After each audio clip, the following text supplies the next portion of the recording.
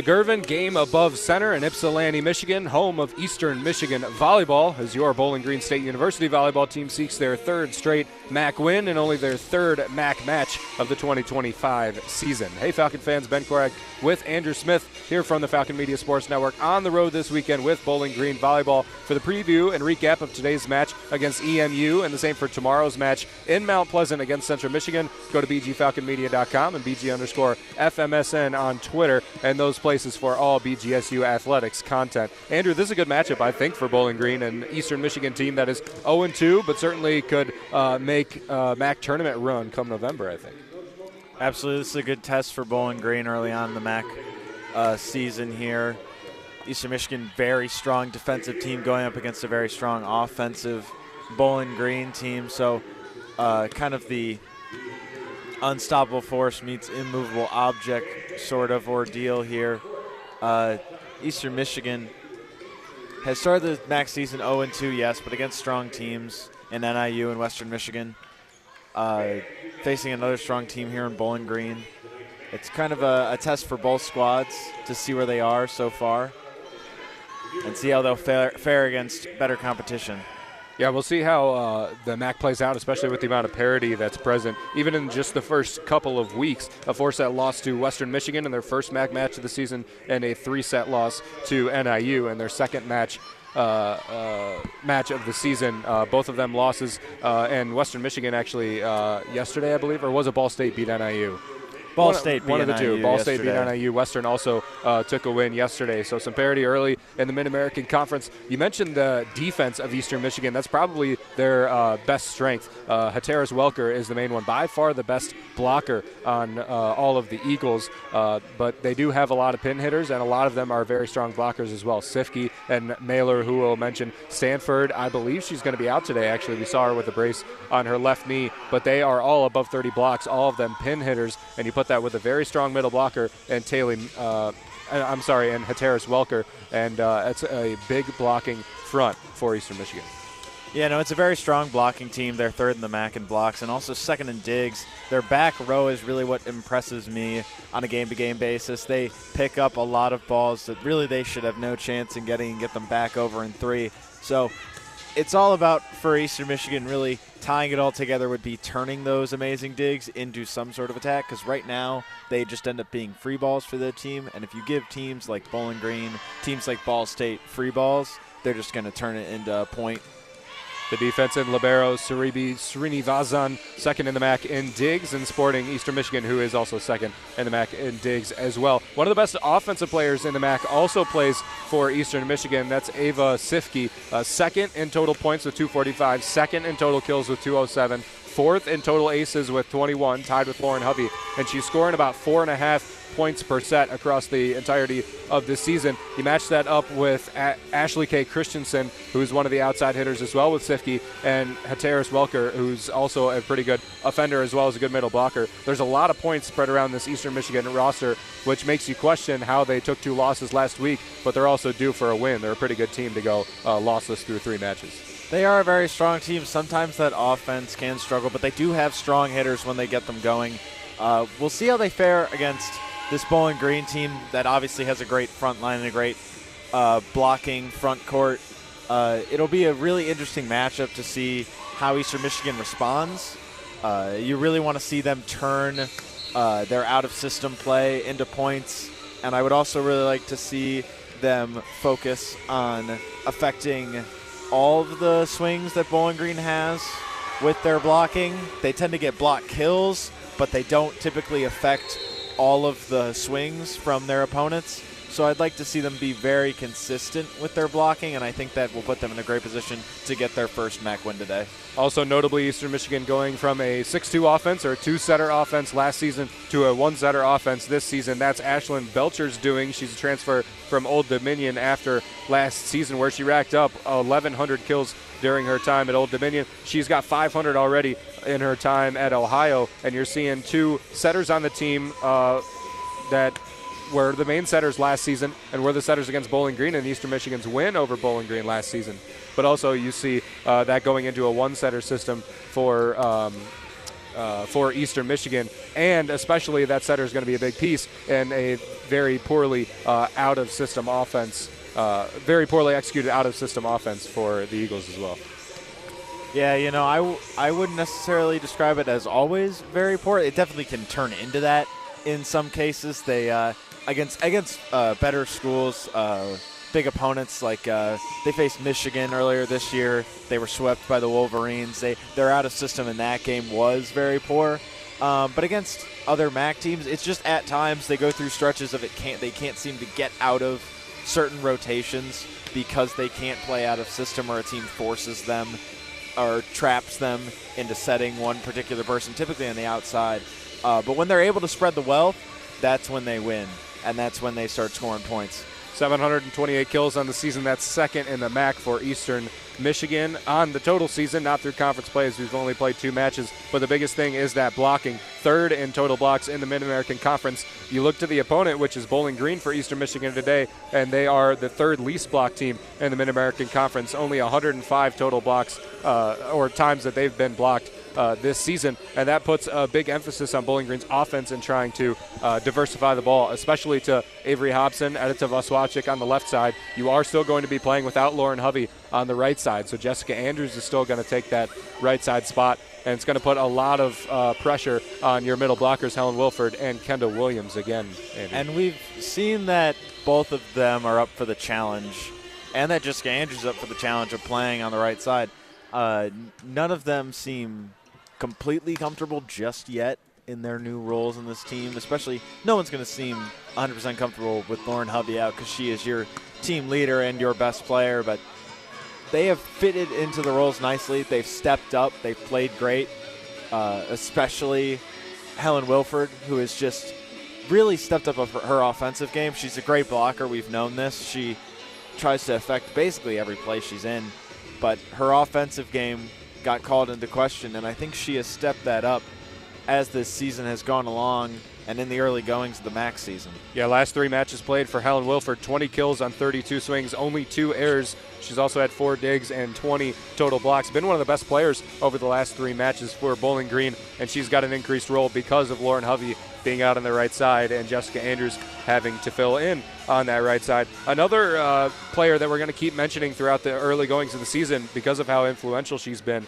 is Avery Hobson, the transfer from Duquesne, 177 kills on the season. That's 7th in the Mid-American Conference now, 1 place ahead of Lauren Hovey, who granted has not played the last 4 matches. But Hobson's been outstanding, especially offensively. Climbed above 200 hitting percentage, getting to swing more consistently. She's got 7 straight matches played of 10-plus kills. She's been a spark plug for Bowling Green, the best offensive player that the Falcons have seen game in and game out, and she's going to be a big one for Bowling Green to look for today and attempt to break through that blocking of Eastern Michigan.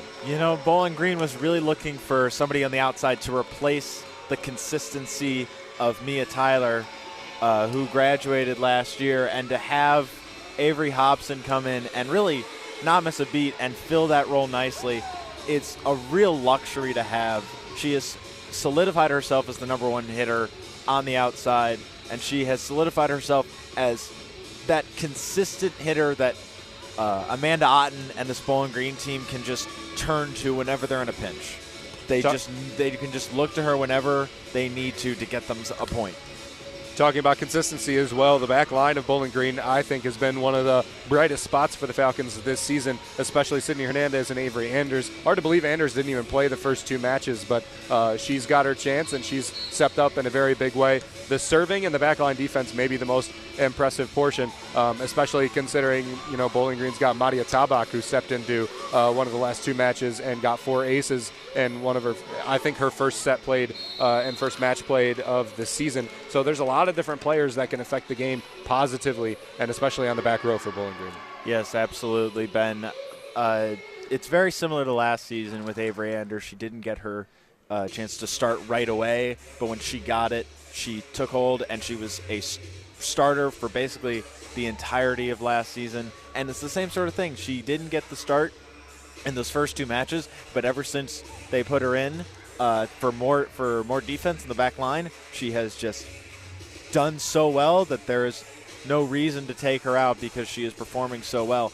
And to your point about the serving has been phenomenal. This is the best serving team probably in the MAC, or one of the best in the MAC. They've gotten much more consistent, a lot less errors, which is something that you really want to see, and they have just been very, very strong from the service line. Like you said, Maria Tabak had herself 4 service aces, which is incredible, especially in her first set played of the year.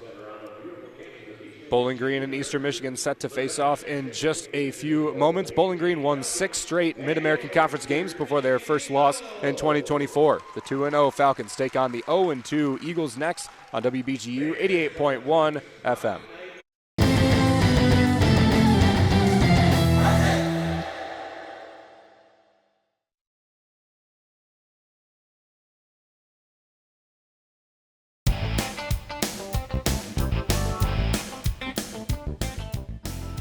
BGSU Volleyball is back home from their 3-game road trip to take on the Northern Illinois Huskies Thursday, October 9th at the Stroh Center. Falcon Media Sports Network's Andrew Smith and Artie Abrego will have the call of the match, beginning at 5:45 for pregame and 6 p.m. for first serve on WBGU 88.1 FM, your home for BGSU Volleyball.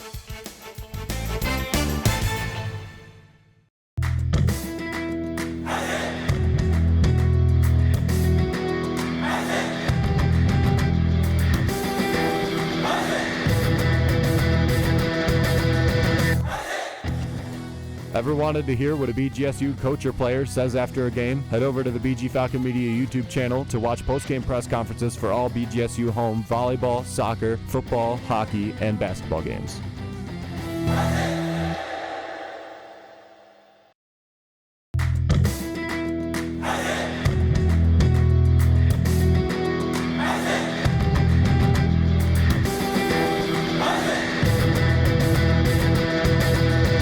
Hey everybody, this is Kevin Hutchinson, host of The Swoop. And this is Brooke Blake, executive producer for The Swoop. The Swoop is BG24's sports talk show about all things BGSU athletics. New episodes come out every Thursday at 6 p.m. at bgfalconmedia.com.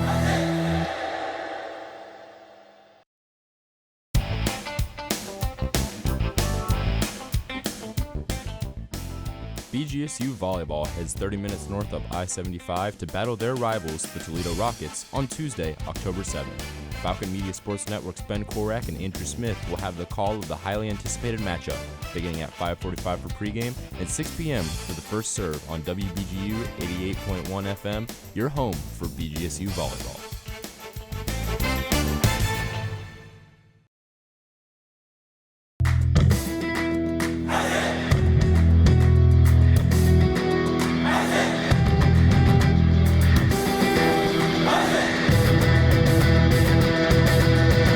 Falcon Media Sports Network produces weekly short-form and long-form social media pieces for in-season sports all year long. Make sure to check out at BG_FMSN on Twitter/X and at BG Falcon Media on Instagram and Facebook to view the content.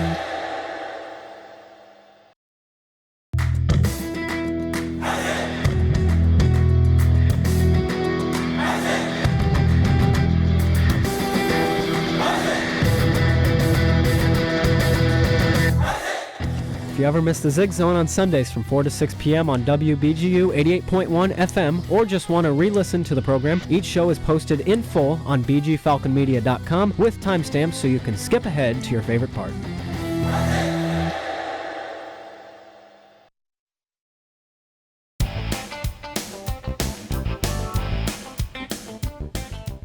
BGSU Volleyball hits the road for the first time in conference play this season as they take on Eastern Michigan on Friday, October 3rd at 6 p.m. in Ypsilanti. Falcon Volleyball looks to continue their unbeaten start in MAC play. Tune in to WBGU 88.1 FM as Falcon Media Sports Network's Ben Korak and Andrew Smith will have the call, beginning at 5:45 p.m. for pregame.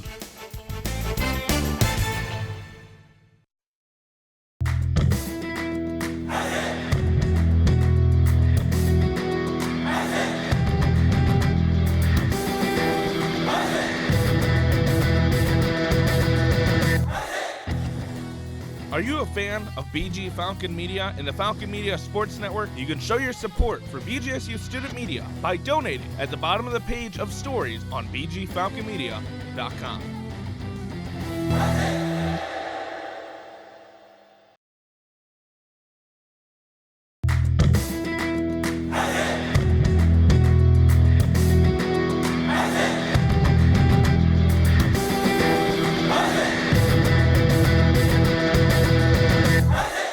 Media Sports Network writes and publishes over 1,000 stories per year, including game previews, recaps, sidebars, opinion pieces, feature stories, and more. Head over to bgfalconmedia.com to view all of our content for every sport throughout the year.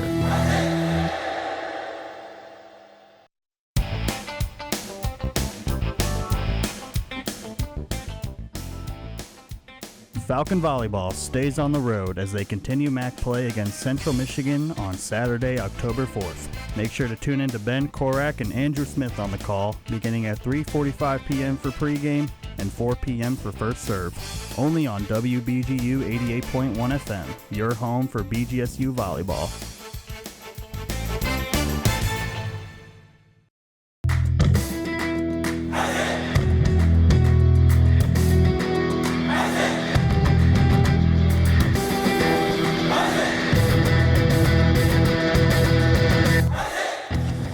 Did you know Falcon Media Sports Network has video highlights of BGSU athletic events? To see all the moments from your favorite BGSU teams and athletes, head over to the BG Falcon Media YouTube channel or view them on bgfalconmedia.com.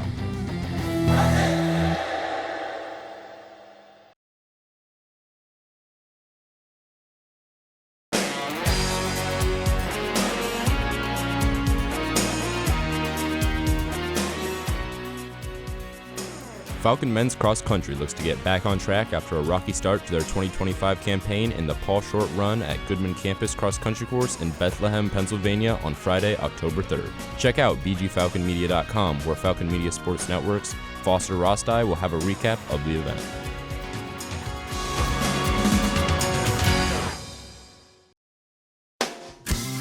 This is BGSU volleyball coverage on WBGU 88.1 FM from the Falcon Media Sports Network.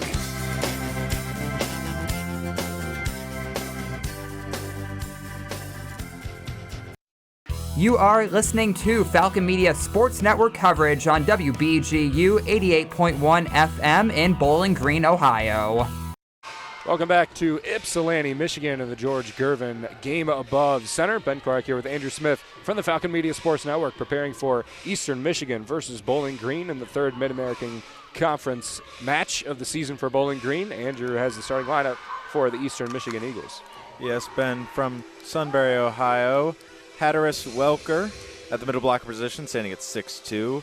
Number 1. Number 3, Lena Wasiletsky from Ada, Michigan. Look, she's going to be a defensive specialist for the Eagles. Then number 9, Wrigley Tackett, 6'2" sophomore from Perrysburg, Ohio. And then Ashlyn Belcher will be the setter for the Eagles, 5'9" senior from Maragno, Ohio.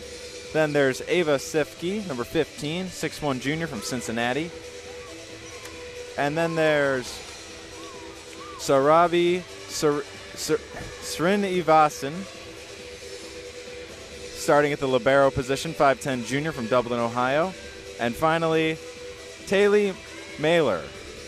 She's a hitter, 6'1", sophomore from Fort Wayne, Indiana. And on the side of your Bowling Green State University Falcons, Avery Anders, starting defensive specialist for Bowling Green. Joining her is Jessica Andrews, playing on the right side for the Falcons today with the absence of Lauren Hovey. Avery Hobson playing on the left side for BG. Amanda Otten playing center for the Falcons. Helen Wilford and Kendall Williams will man the middle. And Sydney Hernandez is the libero for the Falcons here today. A missed back pass and a bad second touch from Amanda Otten gives the first point to Eastern Michigan. It is Lena Wasilewski out of Ada, Michigan, that will serve. Otten sets up Wilford in the middle. It's just barely kept up. Looked like off the foot of Tackett's in the front row. Andrews on the slide from the right side. Can't get it to land. Wasilewski sets it. It's off the fingertips and out of play. Good first blast by Sifke on the left side.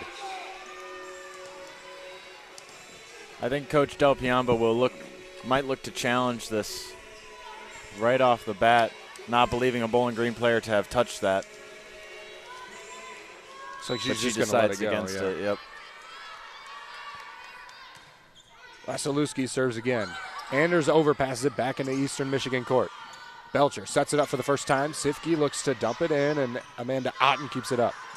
Bump set. Hobson is rejected by that strong Eastern Michigan blocking front. Eastern Michigan off to a strong and fast start here. The serving has been phenomenal so far. Targets Hobson to Otten. Otten set from the 3-meter line, and Andrews just pokes it over the net. Belcher sets up Sifke. Sifke high off the hands and out of play. Straight points for Eastern Michigan. They lead 4-0 over the Falcons. Wasilewski has yet to surrender a serve. 5 aces, 6 errors on the season from behind the stripe. Otten sets to Wilford. Wilford can't get it to land. Belcher keeps it up. Now to Mailer. From the right side is blocked by Wilford and Hobson. And that duo of Wilford and Hobson has been doing damage in the front line. Been a great blocking duo all season. This is part of the reason that Bowling Green is the #1 blocking team in the MAC right now. Helen Wilford third in the Mid-American Conference in blocks. Jessica Andrews and Kendall Williams 9th and 10th. Serve goes long for Bowling Green, so the point goes back. It's 5-1, the Eagles lead. Strabi Srinivasan serves from the left side of the court. Hobson digs it out. Otten sets to the left side. Vaswavchik with a good blast. Belcher will set from deep court. Mailer will just have to dump it over.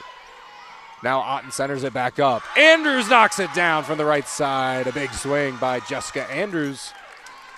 And it's good to see that slide working here early on for Bowling Green. That's an attack that has only really worked in the later sets, and Eastern Michigan there giving the Falcons a gift of a free ball. That's something they can't do if they want to win this game. 2 Bowling Green serves, that one by Sydney Hernandez, and 2 service errors for the Falcons. Serving aggressively is an MO for this Falcon team, which has fruits here and there, but the byproduct is a solid amount of service errors as well. Typically a team that is leading in service aces is also a team that's leading in service errors. Otten to Vaswavchik and a good dink poke over just close to the left pin, and it falls in for Eddie. I would like to say I started off the broadcast saying that Bowling Green had cut out some of those service errors, and they opened up today going 2 errors in a row. The caster curse never fails, Andrew. Doesn't seem to. Anastasia Bozic serves for Bowling Green from the right side of the court. Srinivasan keeps it up. Sifke with a swing is blocked by Bowling Green. That was Williams and Otten on the right side. The middle play by Williams has been great so far this season, especially when you consider that she's a freshman. She looks very poised out there, and her blocking has been textbook. Srinivasan again on the slide was Welker. It won't land. Sifke gets a swing now, is kept up by Bozic on the back row. Hernandez the bump set. Vaswavchik goes off the hands. It falls just outside the line. A smart play by Vaswavchik. A nice reaction time by Eddie to not reach her hands out to try to keep that ball up.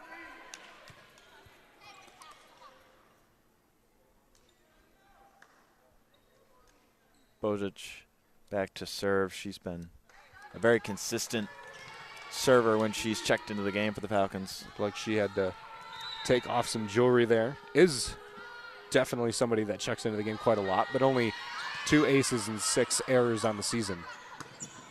Welker on another slide, dug out by the Falcons. Otten to the middle. Williams can't get it to fall. Sifke tries, and Williams keeps it up. Back row attack, Hobson won't tumble in. Belcher with a good dump behind her back. Puts it right where the outside hitter would be standing. On the left pin of the Falcon court. This Eastern Michigan team, very, very smart with their attacking. Well-placed tips and rolls if they can't get a full swing over. Very, very good at that. Sifke serves Hobson. Otten sets back. On the slide is Williams, and it falls in. Kendall Williams on a rare slide. That slide did not look quite as clean as the ones to Jessica Andrews today, but it worked out for the Falcons. Kendall Williams able to reach up and basically tip it over there. 7-6 now. Bowling Green serves. Anders to Sifke. Sifke overpass. Hobson throws it down. Tied up at 7 after Eastern Michigan started with a 4-0 run.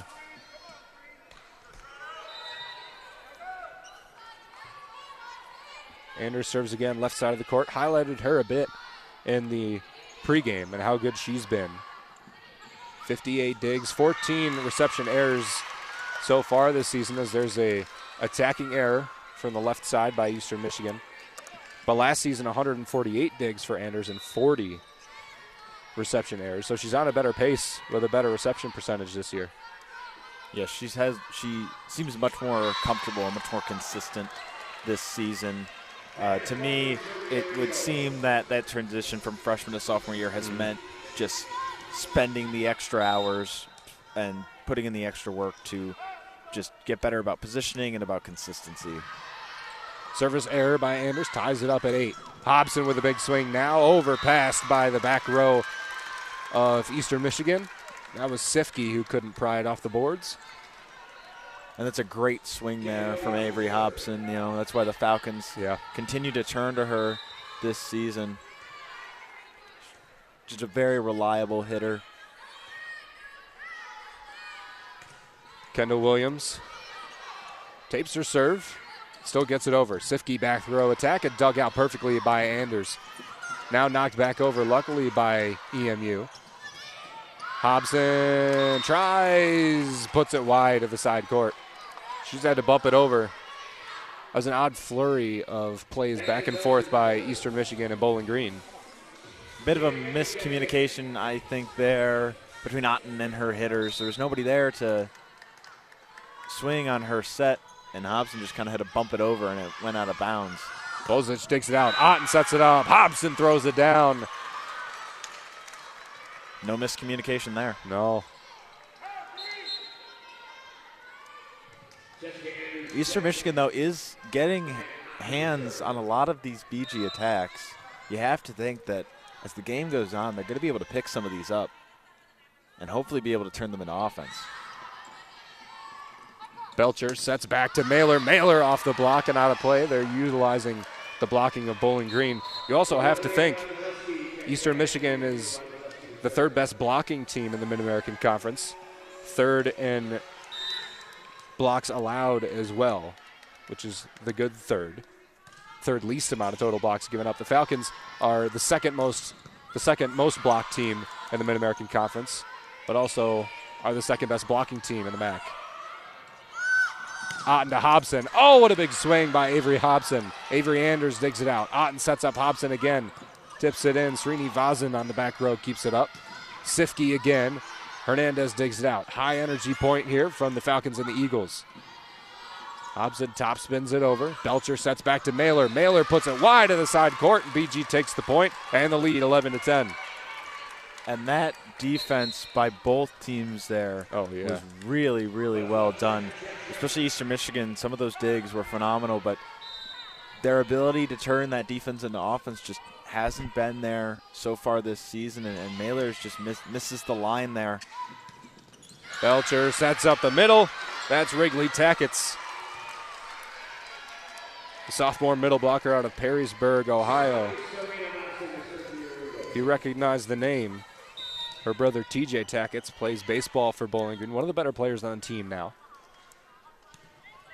Mostly a center fielder, pretty good power hitter as well. Hobson with a back row attack, off the block, way out of play deep. And that is a great sign there for Bowling Green. They've been trying to get Hobson involved in the back row attacks pretty much all season, and to actually see it coming to fruition in game is a great sign. Hernandez serves. Picked up by Srini Vazan again. Mailer, another rip, way long. Looked like she was trying to go high off the hands. Mailer is probably one of the better hitters in the MAC at tooling the block. She does it with better consistency than anybody you'll really see. Service error there from Sydney Hernandez. It's the fourth error of the match for BG. No aces. Eastern has not recorded an ace or an error either. But 3 points given to Eastern. And BG still has a 2-point lead. Andrews on the slide. Hit a hand and went out of play. That slide attack working with a lot of consistency here in this first set. That's something you love to see if you're a Falcon fan. And the Eagles trying to adapt to it is a difficult attack, especially with Jessica Andrews' height to get hands on. They were able to tip it there. Makes me think that maybe they'll be able to get a one-touch off it later on. There's an ace by Anastasia Bozic. Her third of the season, drops it right in front of Srini Vazan. Just past the 3-meter line on the right side of Eastern Michigan's court and forces a timeout to be taken by Kevin Foman of the Eagles. 15-12 after the Bozic ace just a second ago. The Falcons leading Eastern Michigan. You're listening to Bowling Green Volleyball on WBGU 88.1 FM.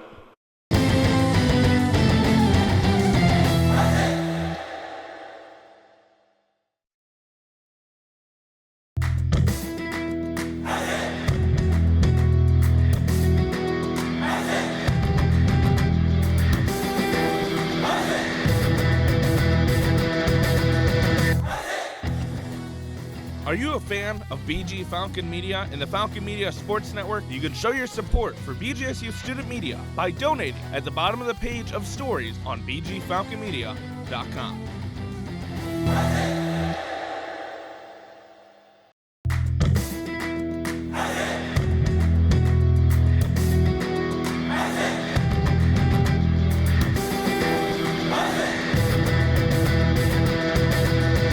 Ever heard of Falcon Media Sports Network's broadcast on Falcon Radio or WBGU 88.1 FM but don't know where to listen? Well, set down the radio, pick up your phone, and go to bgfalconmedia.com and scroll to the bottom of the page to stream Falcon Radio and WBGU 88.1 FM for all broadcasts. Ben Korak, Andrew Smith, and the Falcon Media Sports Network crew covering the Falcon volleyball team. Bowling Green leading 15-12 over their third MAC opponent of the season. 4 MAC opponents in 4 MAC matches for BG to open up the 2025 regular season. Ben Korak here with Andrew Smith. BG's got a win over Ohio and Kent State. That was last weekend. Now play Eastern Michigan today, Central Michigan tomorrow. You know, Andrew, last year, the only 2 Mid-American Conference losses for BG were Eastern Michigan and Central Michigan, back-to-back days in the Stroh Center. And now they play the same 2 teams in the same order this year, around the same time. Kind of a revenge tour for these Falcons. They would hope so, and it also means that last season the Falcons were undefeated on the road. So undefeated on the road, but facing the 2 teams they lost to back-to-back here Central on the Michigan road. So we'll see what breaks there. Yeah, Central Michigan certainly has taken a step back with their coaching change and some talent losses as well. Eastern Michigan, I think, has gotten better, but they're 0-2 right now, so it's not looking too great for the Eagles. On the slide, Mailer drills it down. I'm sorry, that's Welker. Hateris Welker on the slide to the right side. They pull that slide to Welker a lot, and they really like it, and for good reason. It generates a lot of kills for their offense. 94 kills on the season now. Amanda Otten goes for the setter dump, and a deep one. He gets it to fall wide of the one back row Eagle. Amanda Otten may not be a lefty, but she has slowly turned that dump into almost a spike as time has gone on. It's good awareness, too, to know where the open end of the court was. Belcher sets up a back row attack by Sifke, and it won't land. Otten to Hobson. Hobson gets a swing off the block and through. That's a great pickup by the BG back row. I believe it was Bozic that picked up that back row attack. Well done by her. The freshman stepping up. Anders to Sifke, who digs it out. Belcher, the setter. And off of Amanda Otten's block, a big swing and a big kill by Ashley K. Christensen. That's her first kill. She's 1 for 2 with an error and a kill. Anders to Otten. Otten gets a touch on it, but it's going to fall in. Credit's going to go to Hateris Welker. Welker, a very strong server. Yeah, a very good offensive player all around. Absolutely. 93 kills, 21 aces, which is tied for the lead on the team. That's 22. Hobson gets a block. Williams pokes it over. Now a set to the left side. Christensen again, kept up one-handed by Bozic. Otten to Hobson. Hobson looks to knuckle it in, but it can't land. Belcher to Christensen again. Second swing, and neither one of them land. Otten to the middle. Williams kept up. Now it falls in on 3 touches. Kendall Williams gives BG a 19-15 lead over the Eagles. Bowling Green has gotten a lot better as this season has gone on at winning those long rallies. But Eastern Michigan, also a team that has won some of those long rallies this year. They can pull those out as well, simply because of how great their back row is and how well done their blocking is. Madia Tabak in the match for BG to serve, but it gets whistled off, and the point goes to Eastern Michigan. I didn't see what the call was. Did you see, Andrew? She'll immediately sub out, so not the most successful trip for her. Believe it was a rotation error, possibly, or her foot on the line. Yeah, Tabak stepped on the line, yep. Otten puts it on a tee for Hobson. Off the block, on the pin, falls down, and a point to BG. That's 20 for the Falcons. Amanda Otten's gotten much more consistent with her setting. Last season, she improved game to game as you would want to happen and as you would expect to happen. And this season, she's come in as a leader on this squad with incredible consistency and an all-around player. Belcher sets to Welker. Otten, good defensive play to keep the ball alive. Hobson goes off the block, but it's kept up by Eastern Michigan. Tackett's with another swing. Hobson over, Mailer up. Belcher back sets to Christensen, who tips it over, and another good defensive play by Otten. Bump set to Hobson. Hobson, big swing. Lifted up by Eastern Michigan. Christensen dumps it over again. On, back set. Andrews on the slide is blocked, but out of play. A nice job by Andrews just powering through that block there. Might have been a little bit of luck involved in that one, but the Falcons will take that all day long. She has been susceptible to the block on the slide, but unlike having Lauren Hovey in the game, she doesn't take full swings. Pretty much only utilizes that slide. Eastern Michigan, a misplay. They have to dump it over. Andrews tips it, and it's back to Eastern. Christensen's blocked by Wilford and Andrews. And that is Jessica Andrews' biggest strength, is her blocking ability. And pair her up with another great blocker, and from the middle position, Wilford. It's a dangerous duo. That might be the best duo of right side blockers in the Mid-American Conference, Wilford and Andrews. Andrews, her blocking doesn't look superb, especially with raw numbers, but she's missed a lot of the season due to playing with Team Canada and Thailand. Currently 10th in the Mid-American Conference in blocks, and she's got about 20 less sets played than all other Falcons. It's a lot of time that she's missed. Helen Wilford is third in the Mid-American Conference with her 61 total blocks, contributing to 133 total for Bowling Green. We've seen blocking play a factor into this game, not exactly how we expected to see. We expected to see more of Eastern Michigan finding points off of blocking Bowling Green, as Bowling Green is the second most blocked team in the Mid-American Conference, but we're seeing it the other way around now. Eastern hasn't been able to get through the arms of the Falcons.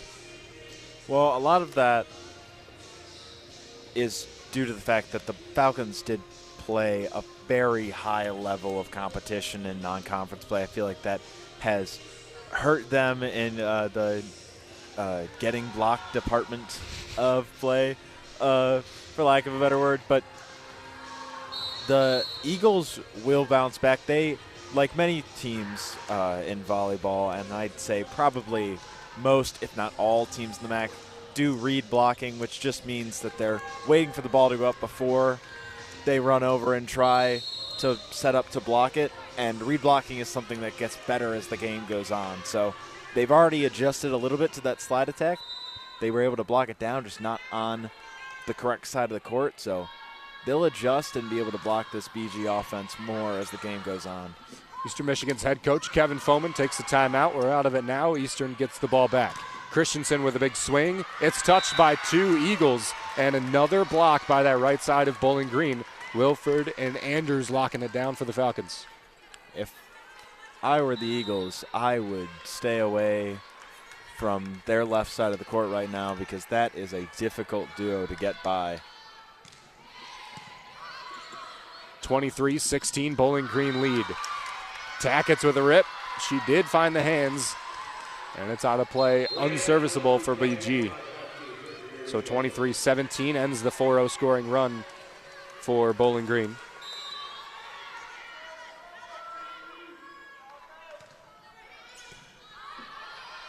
Wasilewski serves, back to BG. Hobson with a big strike, and it won't land, or it will land.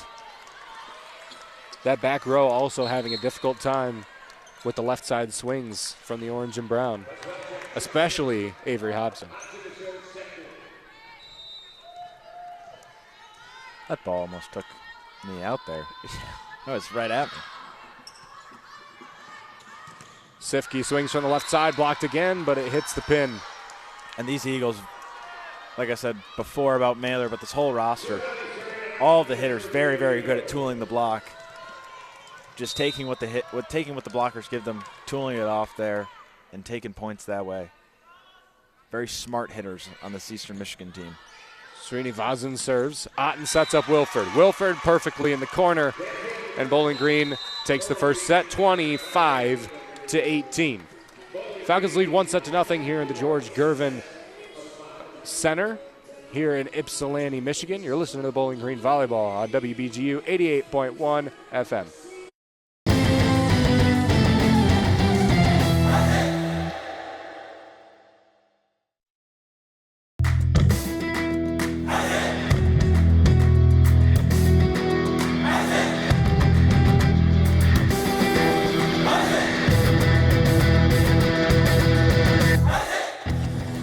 Unlike other local sources, Falcon Media Sports Network and BG Falcon Media will never charge a paywall to view our content. However, if you are looking to support student media, you can donate at the bottom of our stories on bgfalconmedia.com.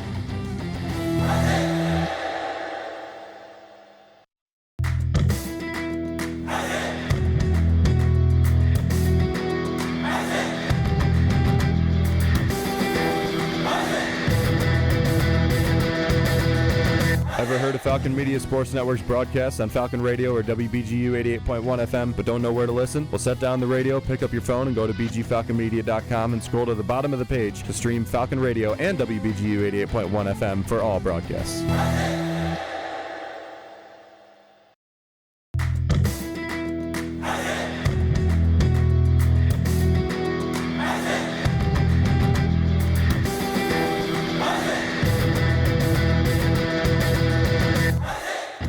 Looking for a BGSU Athletics talk radio show? Tune into the Zig Zone every Sunday at 4 p.m., where a panel of Falcon Media Sports Network members discuss the hottest BG sports topics. Only on WBGU 88.1 FM.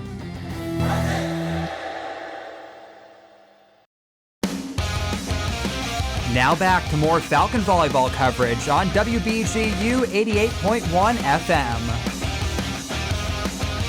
The George Gervin game above center, most notably the home of Eastern Michigan men's and women's basketball and volleyball teams, is essentially the center of athletics here at Eastern Michigan University. Opened in 1998, it hosts games and concerts and other events, and offices for essentially every Eastern Michigan sport aside from football. Is named after the Iceman, George Gervin, who played for the Virginia Squires in the ABA and San Antonio Spurs and Chicago Bulls and the NBA. The Detroit native George Gervin received MVP votes in 7 seasons as a Spur, also a 12-time All-Star in the NBA and ABA, an NBA Hall of Famer, 4-time NBA points leader, also an Eastern Michigan Hall of Famer as a Huron, back when they were the Hurons, not the Eagles, leading Eastern Michigan basketball to the 1972 Final Four. His number was retired in 1986, and number 24, Andrew and I can still see in the rafters right now. See it, Andrew? It's right up there. And wow, number 24, 1970 through 72. Awesome. You know, maybe the biggest fumble in sports history is Eastern Michigan obviously their acronym EMU, changing their name to the Eagles instead of the Emus. I think that kind of writes itself. But, they chose Eagles. And it makes it better for today's match because Falcons versus Eagles is a pretty cool mascot matchup. It is. Also, I think Emu would be interesting. They could definitely say the that logo would only, be interesting. They could definitely say that they were the only team that was the Emus. That's the Emus. Nobody else has taken a flightless bird as their mascot. I don't think. Sure. They might be able to fly short distances. I don't know.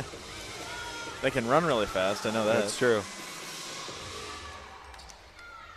Eastern Michigan has a little bit of a longer distance to go to win the match today. Bowling Green leads 1-0 over the Eagles. Avery Hobson, 7 for 15. 15 swings already through just one set of play for Hobson. She's got 7 kills, knocking on the door of her 8th straight 10-plus kill match.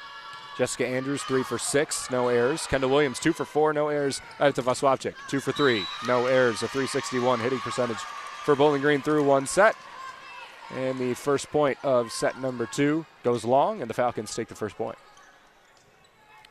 I really do think that Amanda Otten's biggest improvement in her game has been her ability to go into the back row and to play defense. She's done a great job digging this season that we did not see last year as she digs ones up right now. We see it again. Hernandez to Hobson. Hobson a rip. Srinivazan keeps it up. Sifke another blast and puts it through the seam of Hernandez and Anders. A very well-placed ball there. Right in the back corner. Right through the defense. Really well done. Very rare the last couple of matches that you've seen both Anders and Hernandez beat with the same ball. And that's how good Sifke is. It's why she's one of the best offensive players in the Mid-American Conference. Hobson off the block, off the pin, point to BG again.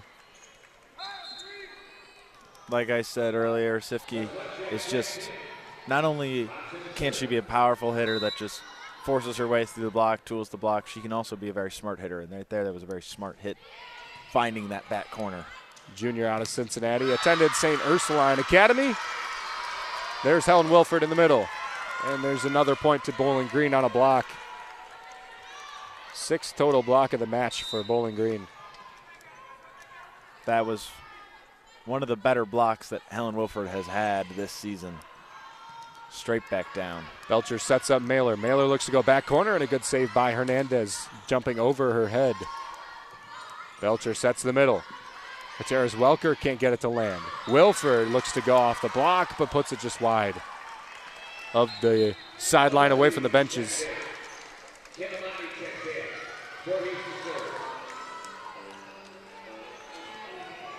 You know, to start the season, we were talking a lot about Helen Wilford and her ability to slow down the ball.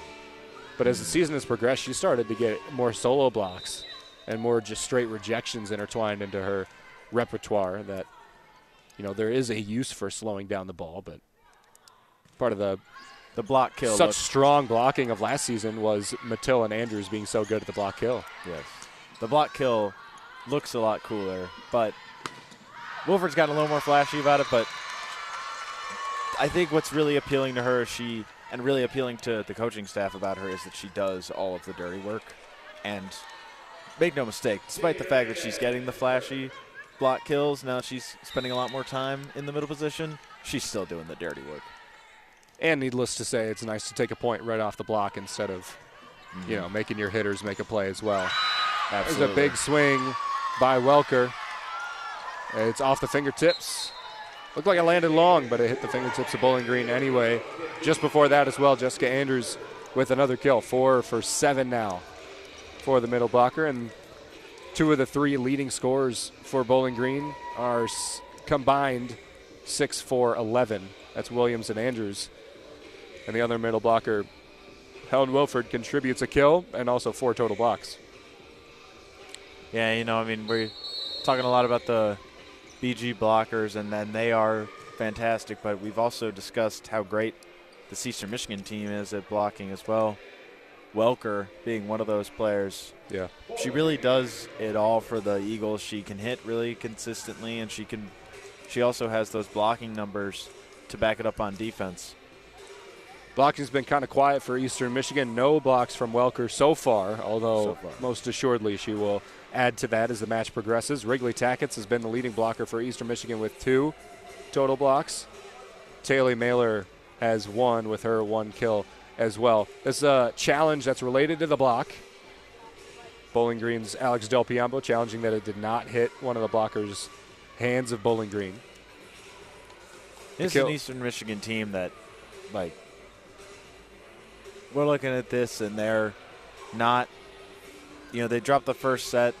They're struggling a little bit here to begin the second set, staying with it in the early goings, but struggling a little bit. This is an Eastern Michigan team that has not really so far played the caliber of team or really hung with, I guess I should say, really competed with the caliber team that Bowling Green is, that Western Michigan is, that Ball State is. And they're kind of learning that as they go along and trying to adjust to that level of MAC play. Maybe the most difficult opponent that they've had this season is the University of Michigan, who's a mid-level Big Ten team, and they lost in 3 sets. So that's the best competition they've had. There's a block try from Vaswavchik and Williams in the middle, and it goes long in the back line. So a very thundering swing by Hateris Welker. Gets a rare long block kill. 5-2, BG leads. Vaswavchik to Otten, back to Vaswavchik, who tools it and tips it over. A lot more tools this season for Eddie, and she's found more success this season than she did last year. She's become a much smarter hitter. It's good to see for Bowling Green to get a different look on that left side. Another hit by Christensen goes long. Christensen's got 9 swings now, 1 kill, and 4 total errors. And that's really the main strength of this BG block, I think, of the height of the BG block is they're able to really affect what the hitters can do. Christensen forced to try to go long there and just gets a little too underneath the ball, trying to get past the block, puts it over the back line. Wilford 6'2", Jessica Andrews 6'4", Kendall Williams 6'1", but she can jump with the best of them. She's got a very tall front there. Serve goes long. Anastasia Bozic, 6-4 now. Eastern Michigan serves. Bozic digs it out. Otten set to Vaswavchik on the left side. Otten touches it, knocks it away from Hobson, who was there to make the play. Miscommunication gives Eastern Michigan their 5th point of the set.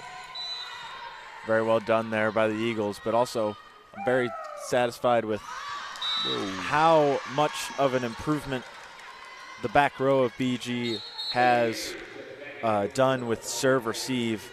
Probably their biggest weakness from last season was how they would get stuck in rotation because they could not serve receive.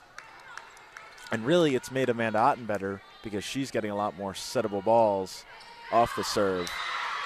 And I think a lot of that is due to Coach Chelsea Carter, who has come in as kind of the back row coach. She was a libero herself at Samford back in her playing days and has really made it a point of emphasis to make serve receive as good as it can be. Also Lucas Pitlak, who was a libero just in the spring at Ball State as well. So a lot of backline experience for this Bowling Green coaching staff. Kendall Williams goes back to serve. 8-6, Bowling Green leads after back-to-back service errors. One by Bowling Green, one by Eastern, and then the ball now back to Bowling Green. And Williams sends it back to Eastern on her service error. Hobson now up to 9 kills on 18 swings. She's knocking on the door of double digits. Andrews has 4. Kendall Williams and Edith Vaswavchik each have 2 kills, and Amanda Otten and Helen Wilford each have 1. Hobson also hitting at a .389 hitting percentage, a great clip to be hitting at when you're having the volume of swings that she's getting. Mailer won't land. Wilford, a swing on the second touch, is upped by EMU. Soki is upped by EMU again. The push wide, Silky missed the block. Oh, she did get the block. Otten and Wilford thought they missed her. But a good tool by Silky on the left side. Got to touch off Otten's hand there. Another tool job by EMU. Srini Vazen looks like she just switched jerseys. Yeah, the Eagles have switched liberos. With Lena Wasilewski. Wasilewski now wearing white. Srini Vazen still in the game and yet wearing black. So they must have changed to when the set was changing as well. Bowling Green still has Sydney Hernandez as their libero. 9-8. Amanda Otten serves. And it's another error for the Falcons. That's 9 service errors on the match for Bowling Green. Only 1 ace. Yeah, and if you're going to make this amount of service errors trying to be aggressive, you got to make up for it, like you said, Ben, with the aces. Only 1 on the day. That's not going to cut it if you got 9 errors. Otten gets under the ball. Hobson goes for an attack. Pushes it off the hands of the blockers from Eastern Michigan and must have hit the net on the way because the whistle blows and the point's given to the Eagles.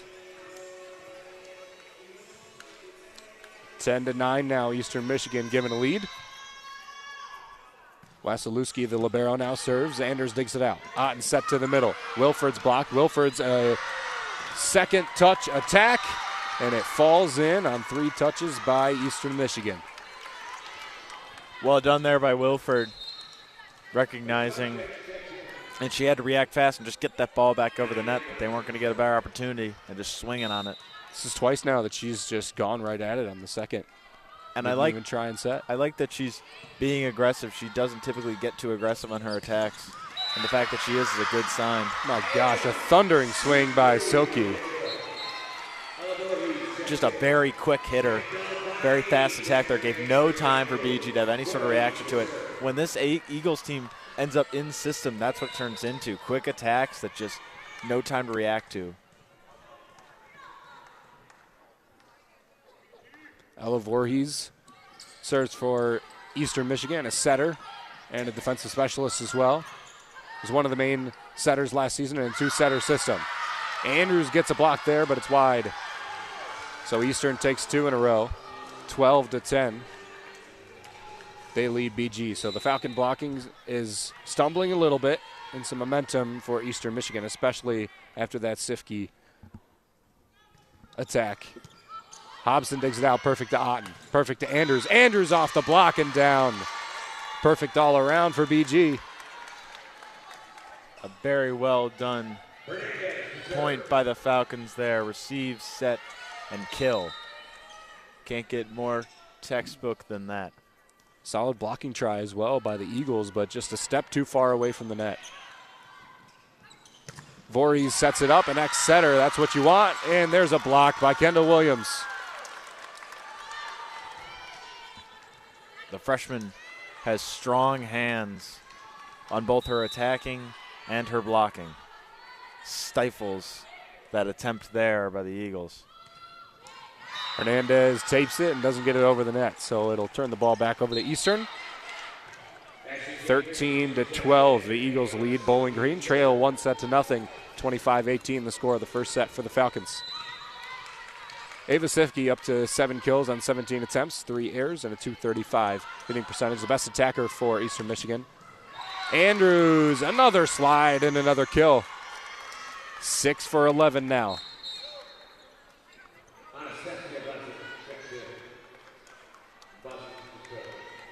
Bozic checks in, goes back to serve for Andrews.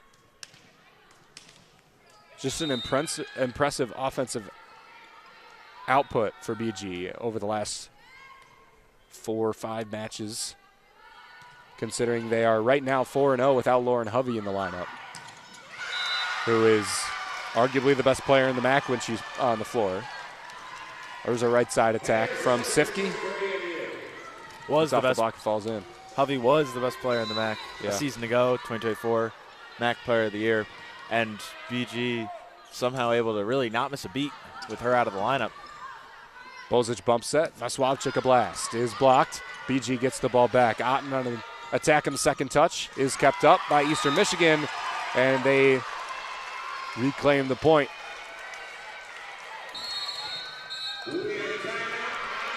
15-13, Eastern Michigan leads. The first time out of the match is taken by Alex Del Piombo of the Falcons, and we'll take it with her. You're listening to Bowling Green Volleyball on WBGU 88.1 FM.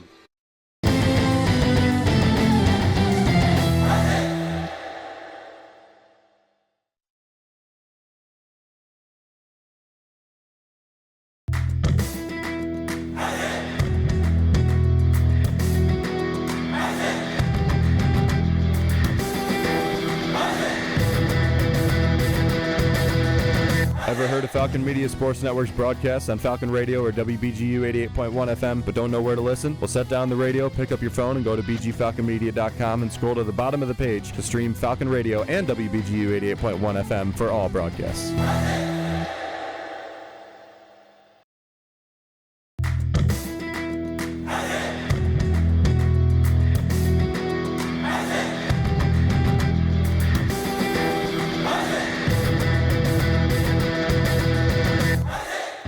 Looking for a BGSU Athletics talk radio show? Tune into the Zig Zone every Sunday at 4 p.m., where a panel of Falcon Media Sports Network members discuss the hottest BG sports topics. Only on WBGU 88.1 FM.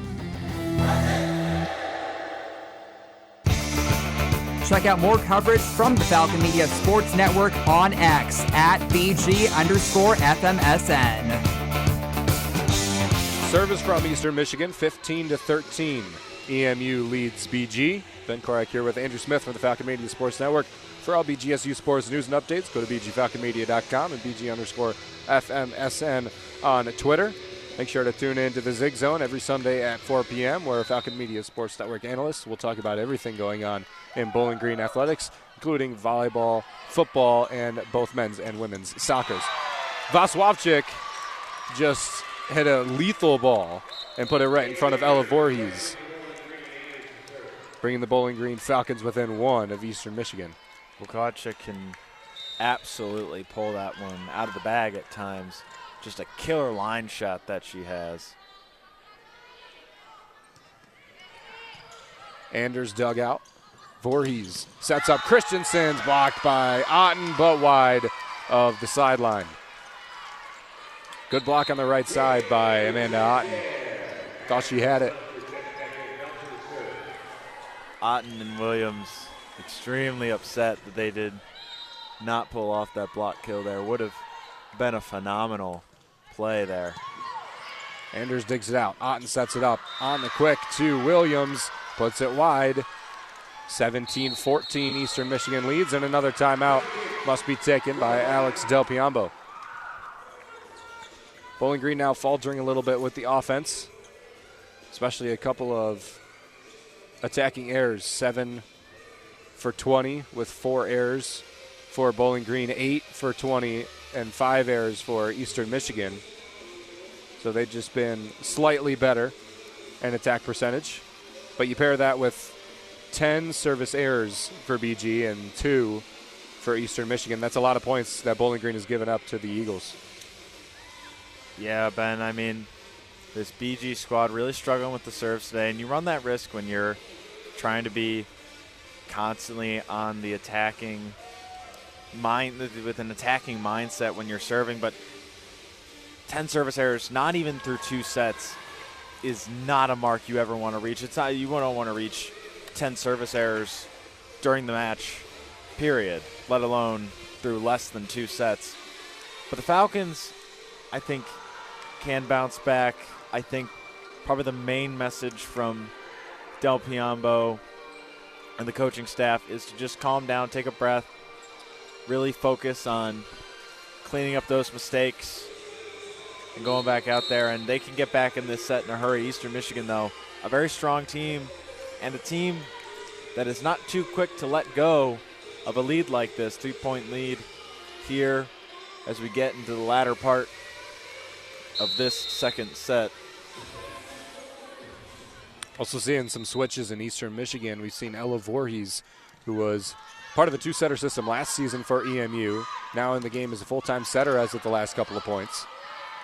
Otten sets to the left side. Hobson's block and keeps her block shot up. Now she gets another one off the block. Can they get it over? Eastern Michigan can, just inside the pin. Otten sets back to Hobson. Hobson looks to dink it in, and now Eastern Michigan will get a swing. Christensen, a blast, long of the back corner, and BG takes the point back, 17-15. What a rally there by both squads. Here's Madia Tabak. Steps in the game to take a serve. Did so before, was credited with a service error, so I think her foot was on the line. I think it was the official call there. Gets her second serve of the match. 4 aces she had against Kent State. That was her first sets of matches played. 0 for 1 on her swings, but 2 digs and 4 aces. Had a successful first match of the season. Doesn't get an ace there. Eastern Michigan, in fact, gets a kill, puts it right in front of Tabak on the back row, and Williams will check in the game. Now she'll check back off for Hernandez. Christensen back to serve. Playing on the left side, just a freshman out of Iowa. Looked like somebody hit the net there. Falcons will get credited with the point anyway, as it falls in off the hand of Wasilewski on the back row.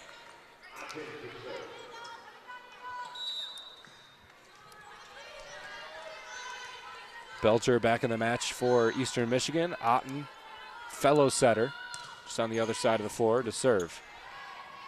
Belcher sets back. Mailer. Mailer is blocked back on her head, and BG takes another point. Brings it within 1. 18-17 Eastern Michigan, and BG still got the serve. A solo block there for Avery Hobson all alone on that left side of the Falcon floor.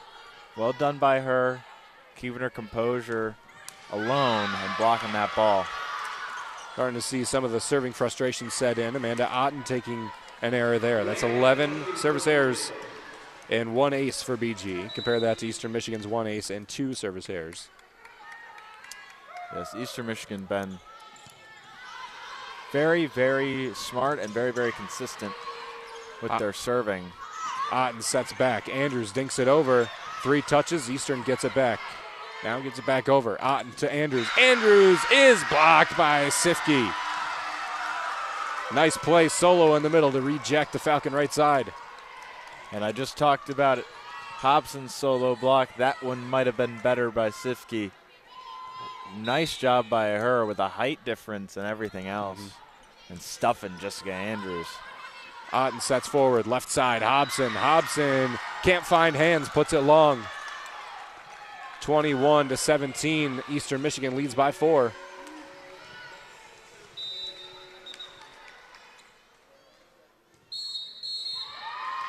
Wasilewski to serve, but she'll be disrupted by Alex Del Piombo's timeout. 21-17, Eastern Michigan leads Bowling Green on a 3-0 scoring run. You're listening to Bowling Green Volleyball on WBGU 88.1 FM.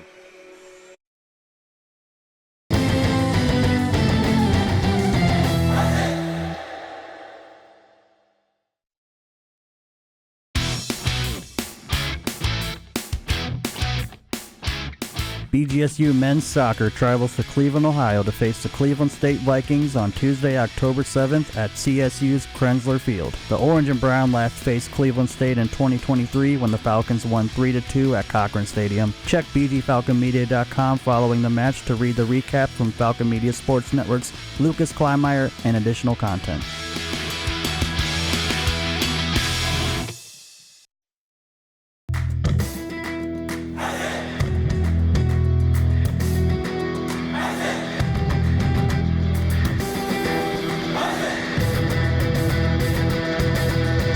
Ever heard of Falcon Media Sports Network's broadcasts on Falcon Radio or WBGU 88.1 FM but don't know where to listen? Well, set down the radio, pick up your phone, and go to BGFalconMedia.com and scroll to the bottom of the page to stream Falcon Radio and WBGU 88.1 FM for all broadcasts.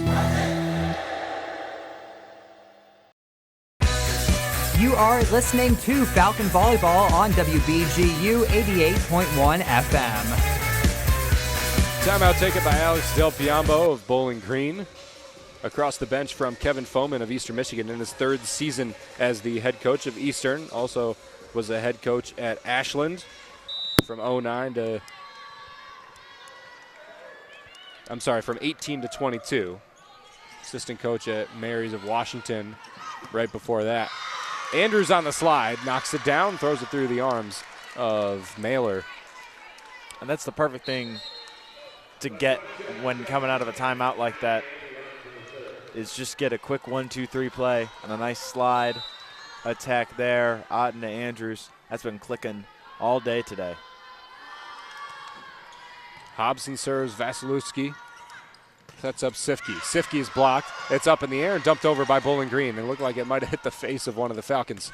Sifke, another blast off the hands and in. Sifke just, you're seeing why she's one of the best hitters in the MAC. Incredible at just tooling the block. Incredible at her consistency and her ability to find the corners of the court, find where the defense isn't.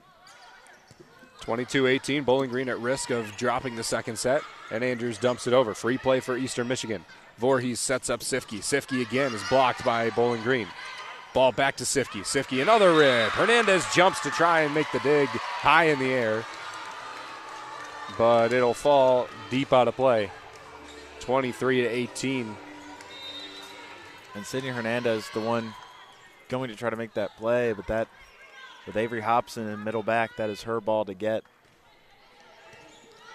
Wasowczyk to Otten. Otten to Wilford. Wilford puts it off the face of Mailer. She looks to be okay. Off the face again, out of play. That was 2 face/shoulder balls to Taylor Mailer. She looks okay. She's all smiles, but I believe she did get hit in the head twice there.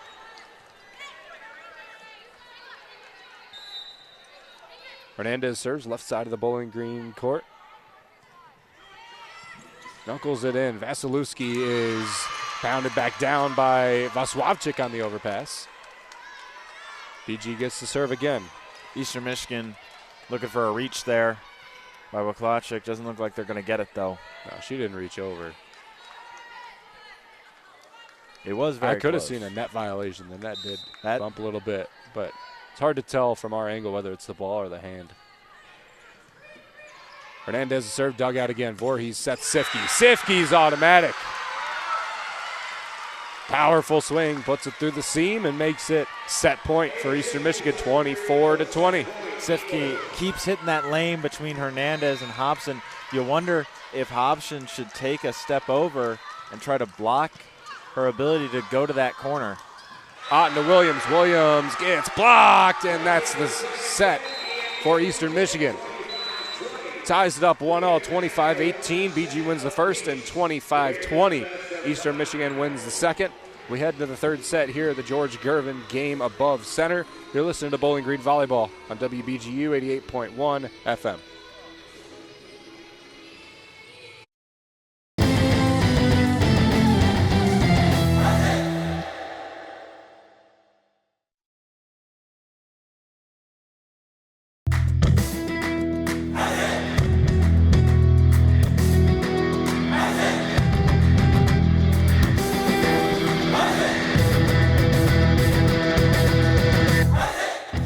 Falcon Media Sports Network will have an in-studio pregame show for all football broadcasts this season, beginning approximately 25 minutes before the kickoff for each game. Make sure to tune in on Falcon Radio for our newly extended coverage.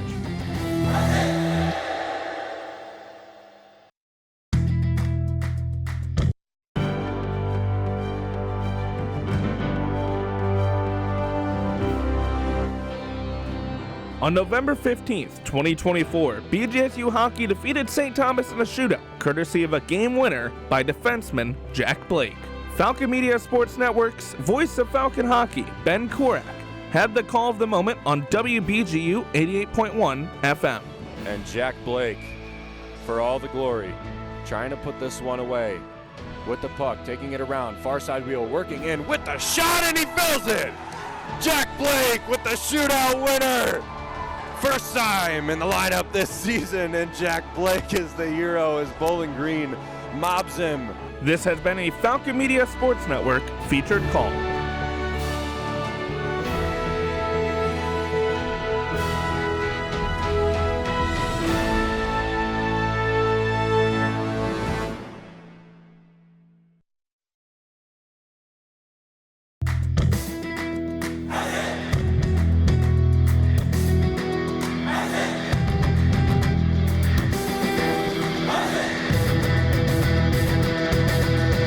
Ever heard of Falcon Media Sports Network's broadcast on Falcon Radio or WBGU 88.1 FM but don't know where to listen? Well, set down the radio, pick up your phone, and go to bgfalconmedia.com and scroll to the bottom of the page to stream Falcon Radio and WBGU 88.1 FM for all broadcasts.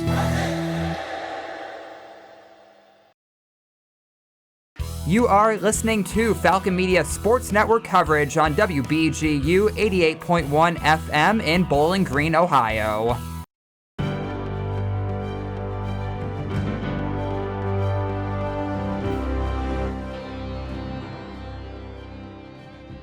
On September 13th, BGSU men's soccer's Bennett Painter scored the game-winning goal against Northern Illinois, leading to the team getting nationally ranked. Falcon Media Sports Network's Lucas Kleinmeyer had the call on the WBGU PBS YouTube channel. Gonna win that one initially.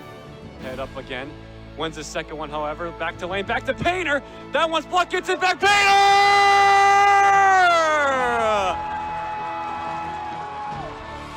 Bennett Painter paints another masterclass at Cochran Stadium. This has been a Falcon Media Sports Network featured call.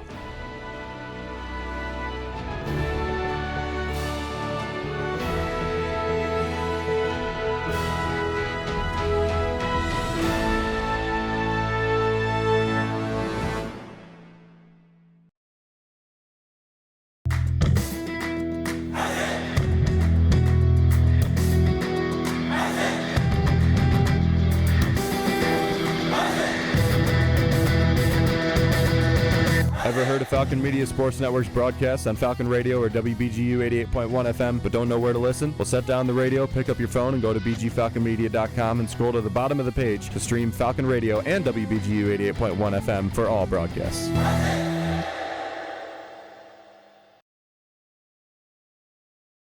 You could listen to double.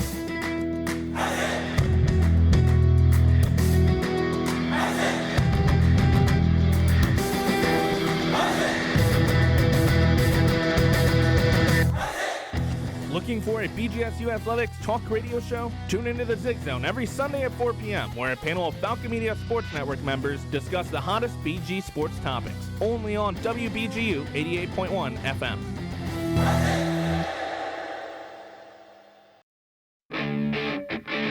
Falcon Volleyball on the radio at 88.1 FM and online at bgfalconmedia.com. BG wins the first set 25-18. Eastern Michigan wins the second 25-20. Pretty tight second set as well, but Eastern pulled away at the end and comes away with the set victory on the back of Ava Sifke, who's up to 10 kills on 22 swings and a .318 hitting percentage. Across the way from her, Avery Hobson has 4 more kills, the same amount of 4 more total attempts, the same amount of kills, the same amount of errors for .269 hitting percentage. Honestly, through 2 sets of play, Andrew, Bowling Green's played better. It just seems like Eastern was able to string enough points together in that second set to be able to come away with the win late. They did string a few streaks together there, but also we've talked about it a few times now. The 11 service errors are really what's hurting BG, and just gave Eastern too many points, and Eastern took advantage of every opportunity they got, and their blocking also improved in that second set. Kind of got used a little bit to the BG offense and improved there. Srinivasan's first serve of the third set to Bowling Green. Otten to Hobson. Hobson's blocked. The Eastern Michigan blocking has been better. The blocking forces it back down on Bowling Green, and their touch goes wide out of play. So the first point will go to Eastern Michigan. At one point it was 6-2. Bowling Green led in blocks. Now it's 8-5, so it's narrowed a decent margin. Otten looks for a setter dump. Vasilewski keeps it up. Sifke, her attack is upped by BG. Wilford, 3 touches to get it over. It's touched by Otten. It's over the head of Anders, and it'll fall in on some miscommunication by BG. That's twice now that Amanda Ottens went to make a play. Has just ended up knocking it further away from whoever was behind her to pick it up. She has good intentions there to try to get that first touch, but she's the setter. She can't be taking that first touch. She has to leave it, ignore her instincts, and that's hard to do sometimes. Her set very close to the left pin. Hobson looking to swing from away, but just puts it into the pin. So 3-0, Eastern Michigan leads. And there's a blast by Sifke out of the overpass by BG. A 4-0 run for Eastern Michigan to start the third set. That's how the first set started too, but a different feel now. It feels like BG just making mistakes. Feels like the momentum is truly on Eastern Michigan's side of the court here. Hobson, big swing, just off the block, but still able to be pried up by Vasilewski. Off the block, Wilford reaches over the net, pushes it down. And there's a much-needed point for BG off. Quite a bit of a rally there. That's good for the Falcons. It's always good at the end of a scoring run for it not to come at the hands of a service error and for it to instead come at the hands of a rally or a good play by your team, so that way you actually feel like you've gained some momentum back. Otten's got 2 service errors, no aces on the match, and she gets her first ace. Srinivasan on the back row. 2 defensive specialists and Ava Sifke on the back row. Sifke, a pretty good defensive outside hitter. Otten to Srinivasan to Belcher. Belcher to Sifke. Sifke a blast, dug out by Hernandez. Otten to Hobson now. Hobson off the block, and it's wide. BG takes a point. Great positioning by Hernandez there to get in the way of that powerful Sifke attack. There isn't as much conviction in the blocking as of the last couple of points for BG. It's looking like the offensive players of Eastern are getting freer swings.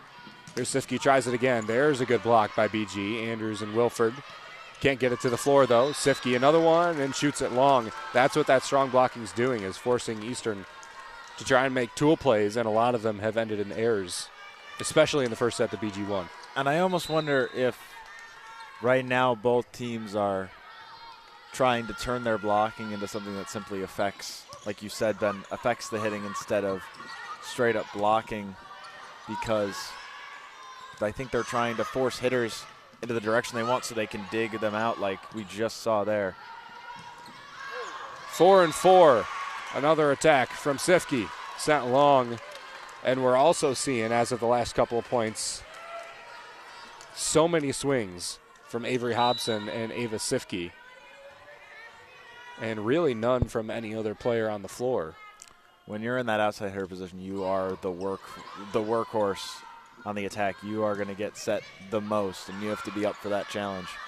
Otten to Hobson. Hobson dinks it over. Sifke keeps it up. An attack by Tackett. Doesn't get it to land. Now Andrews off the block, out of play. A good play by Jessica Andrews. Something else to consider as well. If you keep feeding the left side in Avery Hobson, what do you think the blockers on the other side are doing as well? They kind of know where you're going until you start spreading the ball around the floor again. And that's exactly what the thought process is, Ben. And also you can start really focusing on forcing that hitter to go the direction you want them. If you want them to go line, you force them to go line so that way your libero or your defensive specialist can be sitting there and easily pick it up. 6-point run by BG ended by Ava Sifke. Gets her 12th kill of the match and tightens it up to 6-4 BG lead. Vasilewski dug out. On. Back sets to Andrews. That was a low set. Andrews gets it over, but not the most powerful hit. And there in the middle is Hatteras Welker to end the point. Take it for Eastern. Welker with a strong swing there, and really a late block from Wilford, not quite able to get there in time. It was a quick attack by the Eagles. Welker gets a block over the middle again to Wilford. The set just wasn't high enough. Wilford had to swing almost going up at the hands of Welker. Welker gets her second total block of the match. 7-6, Eastern Michigan leads now. Otten to Hobson, gets blocked. Andrews is there to keep the ball up. Otten to Andrews. Andrews knocks it down. That's a good sequence by Amanda Otten to go to that left side that's been reliable, and then go to the right side, just to make the blockers look at 2 places at once. the diversity in hitters for both squads is going to be a key to winning this game. Just forces the blockers to stay on their toes. Vaswavchik goes to dink it over. Hernandez to Andrews. Andrews spins it just wide of the sideline into the Eastern Michigan bench. 8-7, Eastern Michigan leads. Voorhees subs in.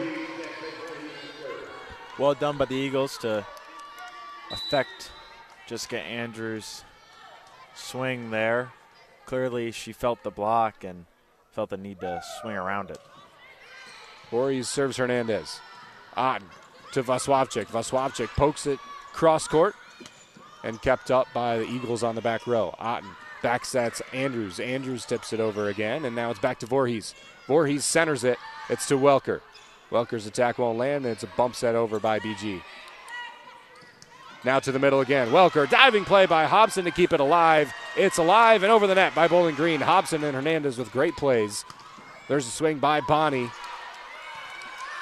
Bonnie doesn't get it to land. Vaswavchik from the left side gets the hands. BG takes the long rally point, ties it up at 8-all. Very well done by the Falcons to keep that ball up.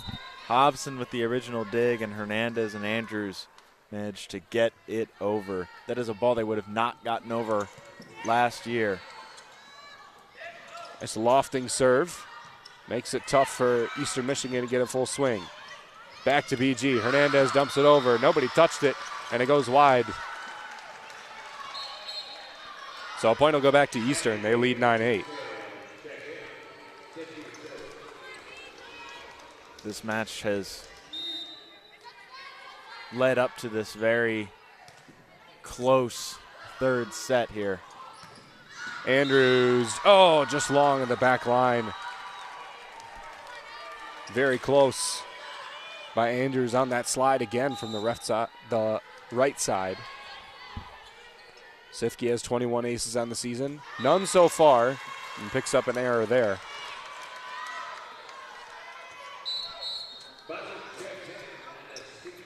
$10 for Eastern, 9 for Bowling Green. Anastasia Bozic in the game to go back and serve for Jessica Andrews. The important thing here for the Falcons is to try to limit or totally get rid of their service errors. Voorhees sets back to Welker. Welker's blocked by Vaswavchik on the left side. That should be a solo for Eddie. Should be her first solo block of the season as well.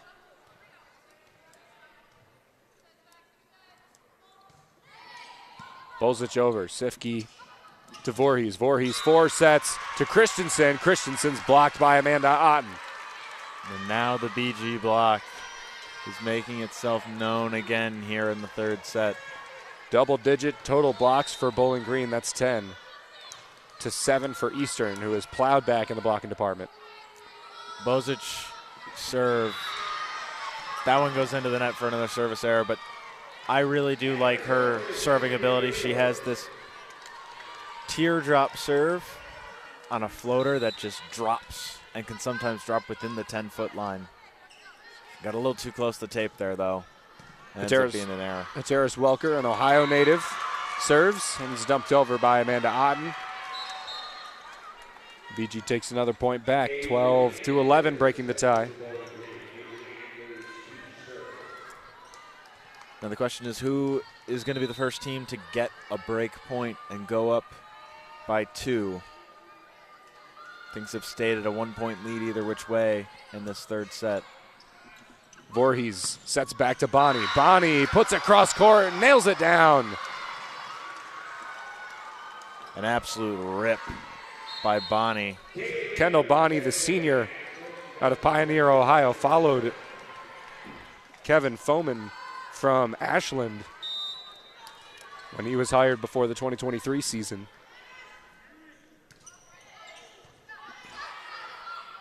Otten sets to Hobson. Hobson hits the pin on her attack. Gives a point back to Eastern, 13-12. That's a lucky break for the Eagles, though. Eddie will not make that mistake twice.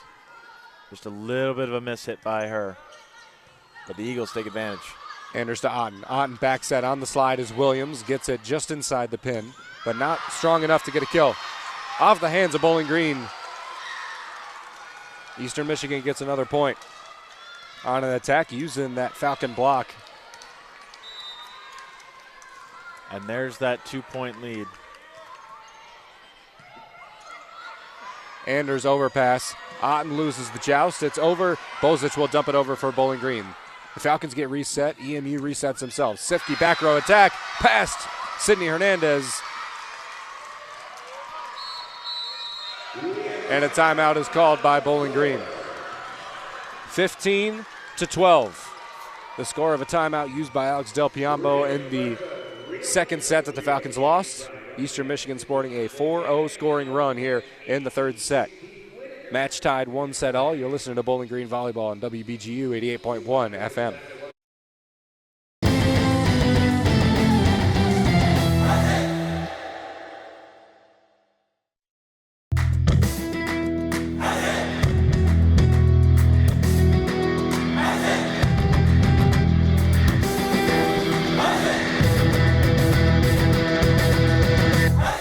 The Zig Zone, Falcon Media Sports Network's weekly radio show dedicated to BGSU athletics, has a new segment. Make sure to tune into the show every Sunday from 4 to 6 p.m. to listen to the one-on-one segment, where Holden Ruck will interview a key figure in BGSU athletics.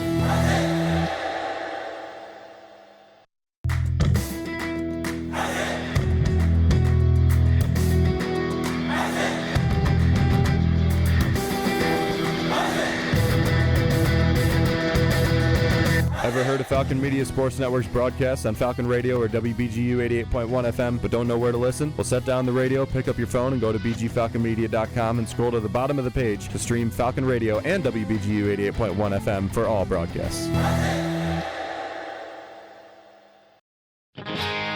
Check out more Falcon athletic coverage online at bgfalconmedia.com.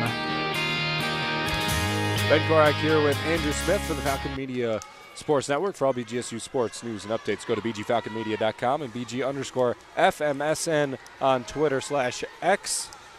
Andrew, a 15-12 Eastern Michigan lead. That was enough for the Eagles to come away with the second set victory. But Bowling Green's got a task to do to come back against this Eagle team and take a win in the third set. The Eagles with all the momentum right now. The question becomes, can BG pull it back? Like the hit from Hobson went off the blockers of Eastern Michigan and then maybe back off of Hobson. The ball definitely landed out of play. I believe, yes, it hit back off of Hobson and then out of bounds there. Otten to Hobson. Hobson's blocked. Hernandez keeps the ball up nicely. Hobson rolls it over. Belcher back sets. Now back to BG. Setter dump. Otten. That's how you turn it back over. 16-13. Otten recognizing that the Eagles are really locking in on their blocking and is taking matters into her own hands because she recognizes that they're not accounting for her dumps for whatever reason. Just like last season, she uses them so rarely, but in such good places that she doesn't have to use them all the time. She catches everybody unsuspecting, including us. Tackett's with a good strike, and it's dug out nicely by Anders. Hobson with a roll rip. Up by Vasilewski. Sifke back row attack into the Falcon bench wide. Don't know where she was going with that, but it probably ended up somewhere in Ann Arbor because that was way out of play. Most likely off her mark there because the bump set was a little bit to the right of where she thought it was going to be. Had to adjust. Nadia Tabak jump serve with the left hand. A very nice one, but it tapes and it doesn't get over the net. Different spin on that ball. Probably perfectly drops over and in. Trying to find that serve that she had in the last game against Kent, where she had the 4 service aces and unable to find it today. Sarabi Srinivasan and it's mishandled by Avery Anders. It's a reception error on the back row, an ace for Srini Vazan, her 13th of the season, and a timeout will be called by Alex Del Piombo again. Now a 4-point lead for Eastern Michigan, 18-14. It just seems like you're getting into this third set, and as the second set and third set are wearing on, that Bowling Green has begun to make some more mistakes, especially offensively. Eastern's kind of drying up with the amount of mistakes that they're making. Yeah, it has kind of flipped from the first set where it was the Falcons forcing Eastern Michigan into bad spots and forcing them out of system. Now Eastern Michigan forcing the Falcons to constantly turn to Avery Hobson, and their blocking has ramped up, gotten a lot better as this game has gone on. And obviously just really watching Avery Hobson and blocking a lot of her attacks. The Falcons, the best way to bounce back for them is to just take a breath, focus, and realize this is the point that matters here. You know, you got to go back to when you're down like this to just 1 point at a time, 1 point at a time. Let's get this serve receive. Let's get this kill here. And then you can worry about the next point and the subsequent one after that. And if you're the Eagles, to maintain this lead, you have to go in with the mindset of it is tied right now. It is close. Bowling Green's actually up, and we're the ones trying to come back. You got to play with that same level of ferocity that they've had to this point, and they'll come out with a set victory here. This is where the lack of Lauren Hovey as well, your senior, as we mentioned, one of the best players in the MAC when she's on the floor. Last season was the best player in the MAC. This is where the lack of her really makes an impact, because she would be the arm to go to in these situations where you need a point, maybe late in the set, especially that you're losing. Somebody to go across from Avery Hobson just makes the job easier on Amanda Otten as well. There's another misreception on the back row. Hobson steps up inside the 3-meter line. Bozic, Hernandez, and Anders on the back row for BG, 19-14. Otten to the middle. Wilford knocks it in. Just a little tip. She rarely takes full swings. She's so good with placement. Hobson moved up a little bit there to get out of the back row so that they could serve receive there. She is a very good defender, very good at getting digs, but she does struggle on serve receive oftentimes. Amanda Otten serving for the right side of the court. Asaluski to Belcher. Belcher to Tackett. Tackett is kept up. Nice play defensively by Avery Hobson. Belcher back sets to Mailer. Mailer's dug out by Hernandez. Otten 4 sets way across to Hobson. Srini Vazan steps in to make the play. Now Sifke puts it in the corner. Perfect.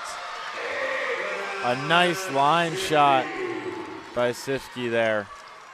EMU's the first to 20. In the 0-2 Eastern Michigan Eagles threatening to take the third set.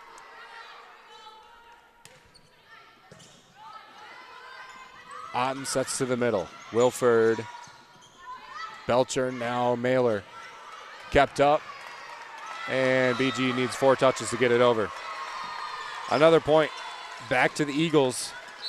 It's 21-15, and now another timeout utilized by Alex Del Piombo. 21-15, Eastern Michigan leads by 6 over Bowling Green here in the George Gervin Game Above Center. The first road MAC trip of the season for Bowling Green. You're listening to Bowling Green Volleyball on WBGU 88.1 FM.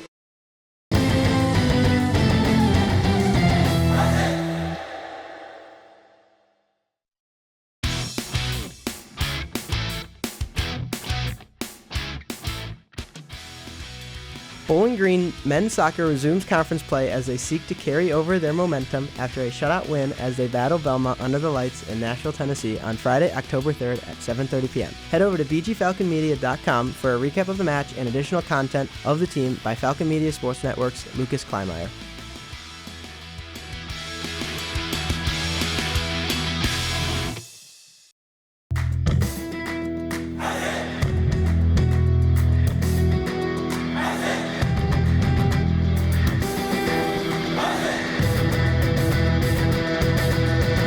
Ever heard of Falcon Media Sports Network's broadcasts on Falcon Radio or WBGU 88.1 FM but don't know where to listen? Well, set down the radio, pick up your phone, and go to bgfalconmedia.com and scroll to the bottom of the page to stream Falcon Radio and WBGU 88.1 FM for all broadcasts. WBGU 88.1 FM, the home of live Falcon volleyball coverage. Wasilewski back to serve for Eastern Michigan. 21-15, a 6-point lead for the Eagles. Look like they're going to take the third set and lead 2-1 over the Falcons. There's Andrews with an out-of-timeout kill. She's got 10 now. That's exactly what you need if you're the Falcons. If you want any chance of getting back in this set, a quick 1-2-3 coming out of the timeout. She's 10 for 20 with 2 airs. 4 total blocks as well. Maybe one of the best players in the match as a whole. Sifke, another launch, puts it long in the back line.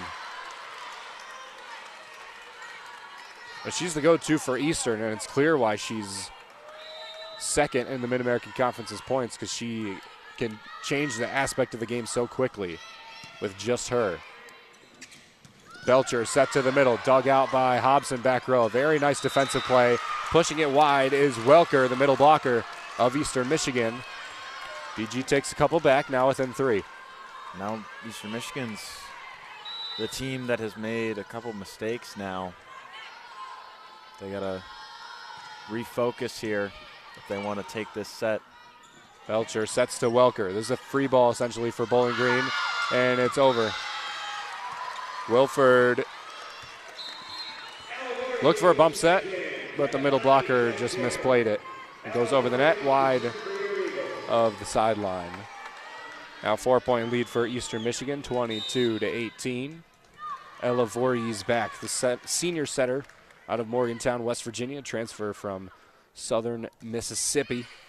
After the 2023 season, played 2 seasons with Southern Miss and gets an ace there. 23-18, back up to a 5-point lead for the Eagles. The serve receive is really a struggle right now for Bowling Green. These Eastern Michigan servers doing a great job. Hernandez to Otten. Otten back sets to Andrews on the slide, just long of the back rail. That was close. And Del Piombo's going to use a challenge on it. You might as well, because if you let it go, that makes it set point. Looked close to me, Andrew. It was I don't know very if you had a close good view at it. to the line. Helen Wilford looked very certain that Eastern Michigan had touched that ball on the block. I'm not quite sure about that, but it was very close to the line. So, and it's going to matter what the challenge, too, because if she challenges that it hit the back line, even if the ball wasn't in and an Eastern Michigan player touched it, the point would still go to Eastern Michigan. It's going to depend on what Del Piombo officially challenged.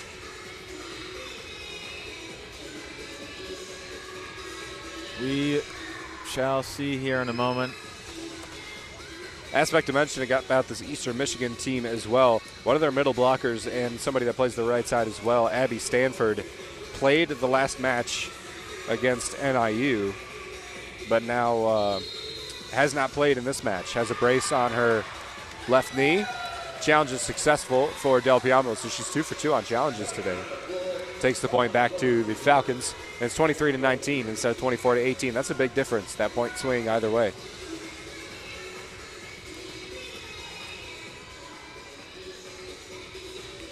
A really good challenge by Del Piombo. And Bowling Green now closes the gap just by that little bit.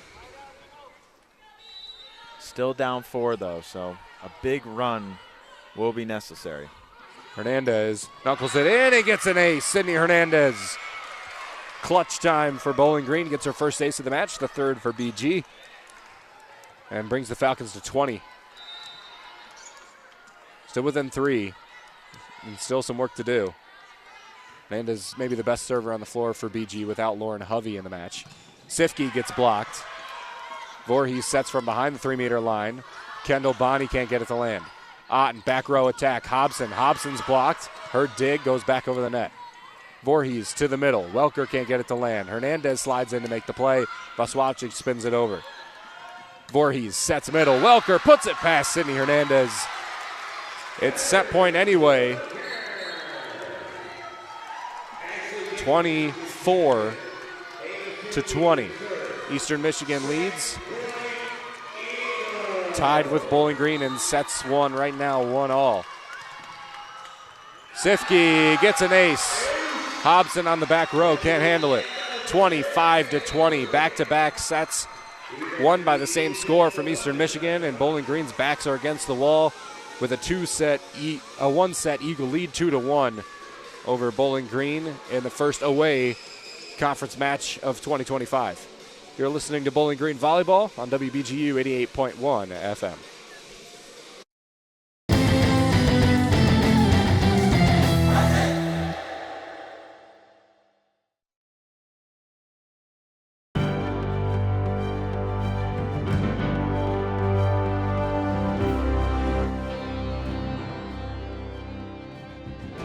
This week's Falcon Media Sports Network Athlete of the Week is women's soccer junior forward Lizzie Boltnick. Boltnick scored 2 goals and an assist while taking 3 shots, 2 of which were on goal, in the Falcons' 4-0 win over Central Michigan on September 28th. Her performance marked a single-game career high in shots and goals, while setting her season high in goals, shots on goal, assists, and minutes. Boltnick's 2 goals were the first goals the Troy, Michigan native has scored since her collegiate debut against Michigan State during the 2023 season. This has been the Falcon Media Sports Network's Athlete of the Week.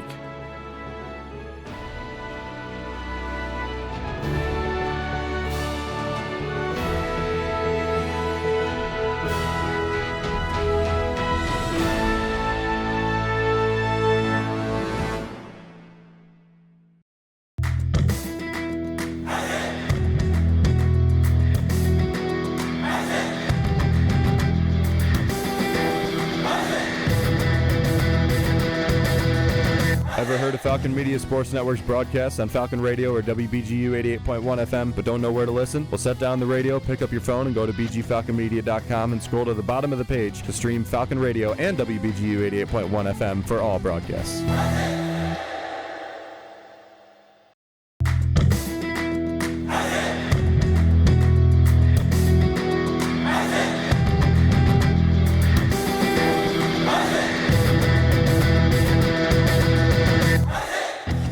Looking for a BG Athletics discussion show? Check out The Swoop, where a rotating cast of Falcon Media Sports Network co-hosts talk everything BGSU athletics. New episodes are available every Tuesday at 6 p.m. on the BG Falcon Media YouTube channel.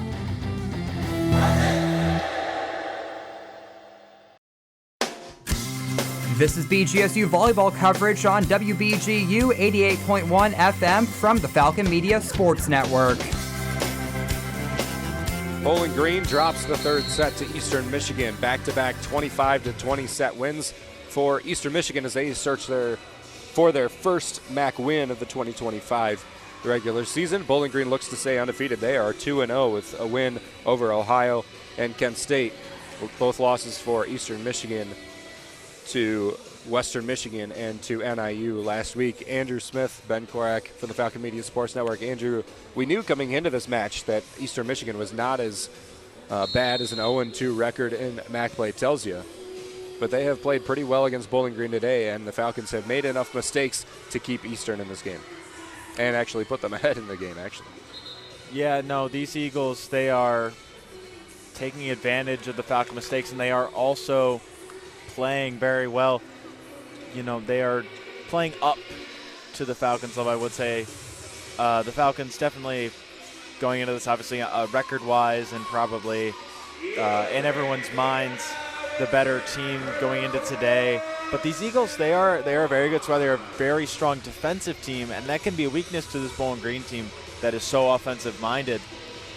And the serve receive, especially in the latter half of that last set, really hurt the Falcons. The Eagles were serving well, but not to the point where the Falcons should have struggled too much with that. And so it's a blend of playing up, playing very, very well, and also taking advantage of the Falcons making mistakes that they don't normally make.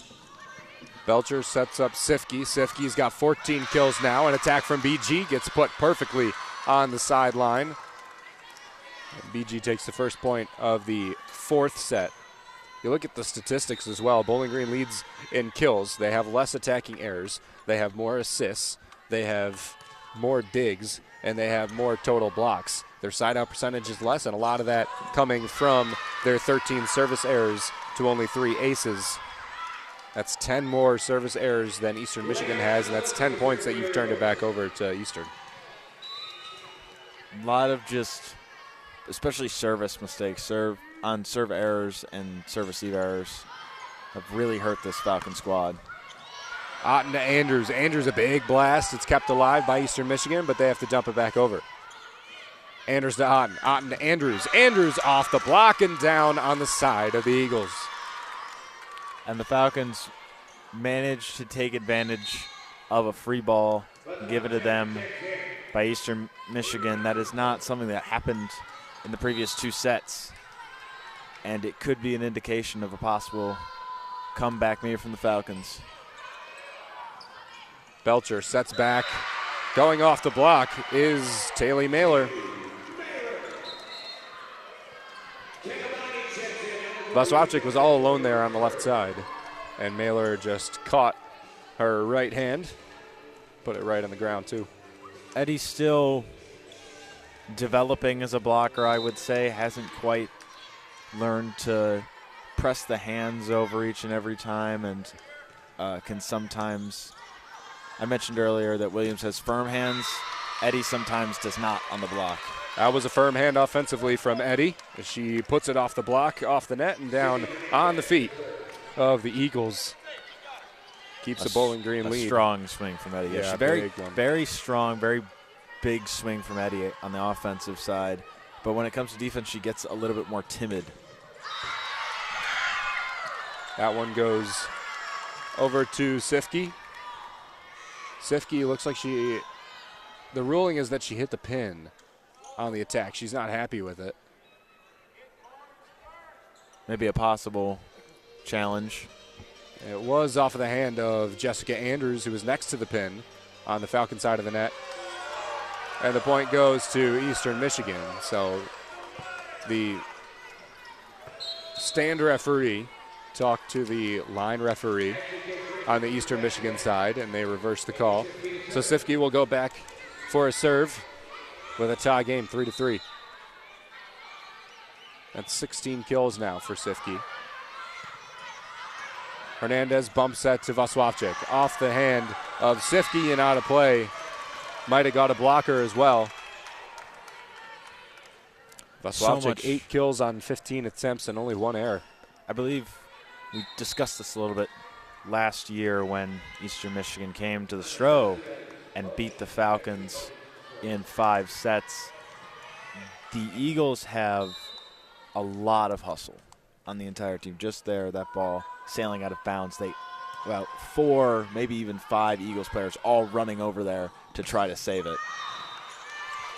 Christensen's attack hit the pin. They're getting mighty close to that pin, and Ashley K. Christensen, the freshman out of Iowa, was the victim of that. Second on the team in kills, actually, and has not been a huge factor in today's match. 2 kills, 7 errors, 13 total attempts.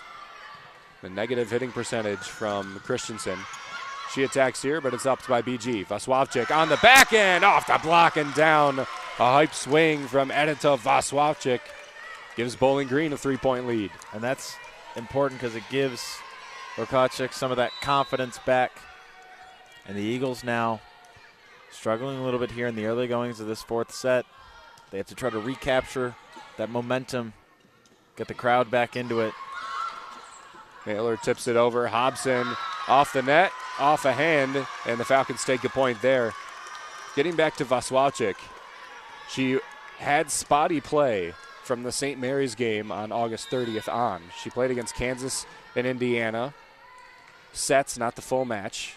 And until Kent State had not played a full match since St. Mary's on August 30th. Back-to-back games now. She's had very strong offensive performances. There she takes an offensive error, but an out-of-system one.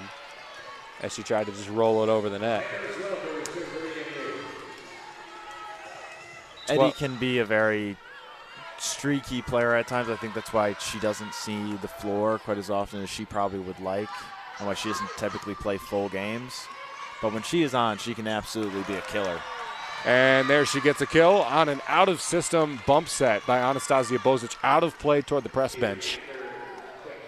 Standing at about the 3-meter line, almost flat-footed jump. Didn't even get a step into the ball, and she got a kill. Her last match played against Kent State last weekend, 12 for 24, 4 errors, 1 assist, 1 dig. She's got 11 kills thus far on almost 20 total swings and only 2 errors, so even a better game than that, and that was one of her best of the season. EMU needs 4 touches to keep it over. That was spawned by Bowling Green's blocking being quite threatening on the front row. 9-4, BG leads by 5. This is the exact type of bounce-back set that the Falcons wanted to have. They're trying to bring this back to 2 sets apiece, and you got to come out and really just be dominant in all facets of the game in order to complete a comeback like that. Sifke misplay to dump it over. Eastern Michigan now looking like Bowling Green did midway through both the second and the third set, and the Falcons lead 10-4 at an early timeout called by Kevin Foman of Eastern Michigan. You are listening to Bowling Green Volleyball on WBGU 88.1 FM.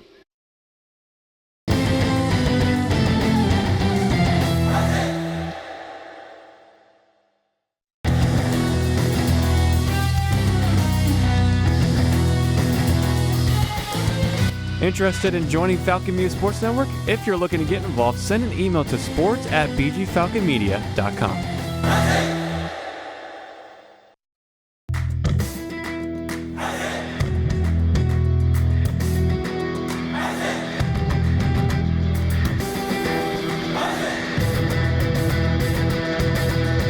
Ever heard of Falcon Media Sports Network's broadcast on Falcon Radio or WBGU 88.1 FM but don't know where to listen? Well, set down the radio, pick up your phone, and go to bgfalconmedia.com and scroll to the bottom of the page to stream Falcon Radio and WBGU 88.1 FM for all broadcasts. Ben Korak, Andrew Smith, and the Falcon Media Sports Network crew covering the Falcon volleyball team.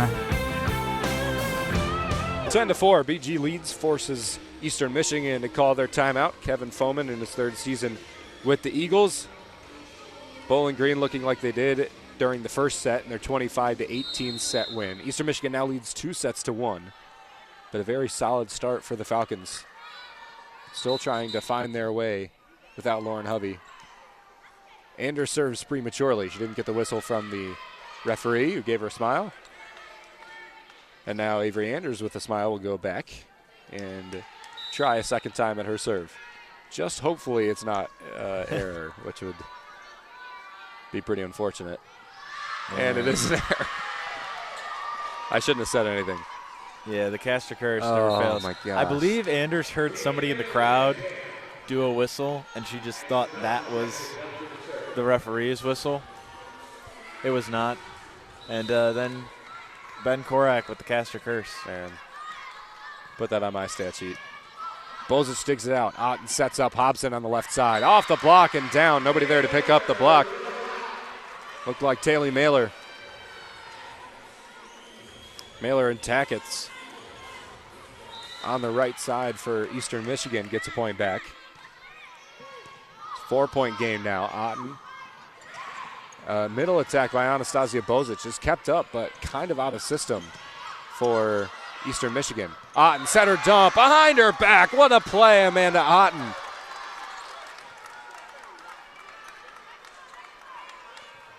Goodness. Amanda Otten. She hasn't pulled out the behind her back dump yet, I don't think. Normally it's a left-hand range or a campfire dump. She's stepping up.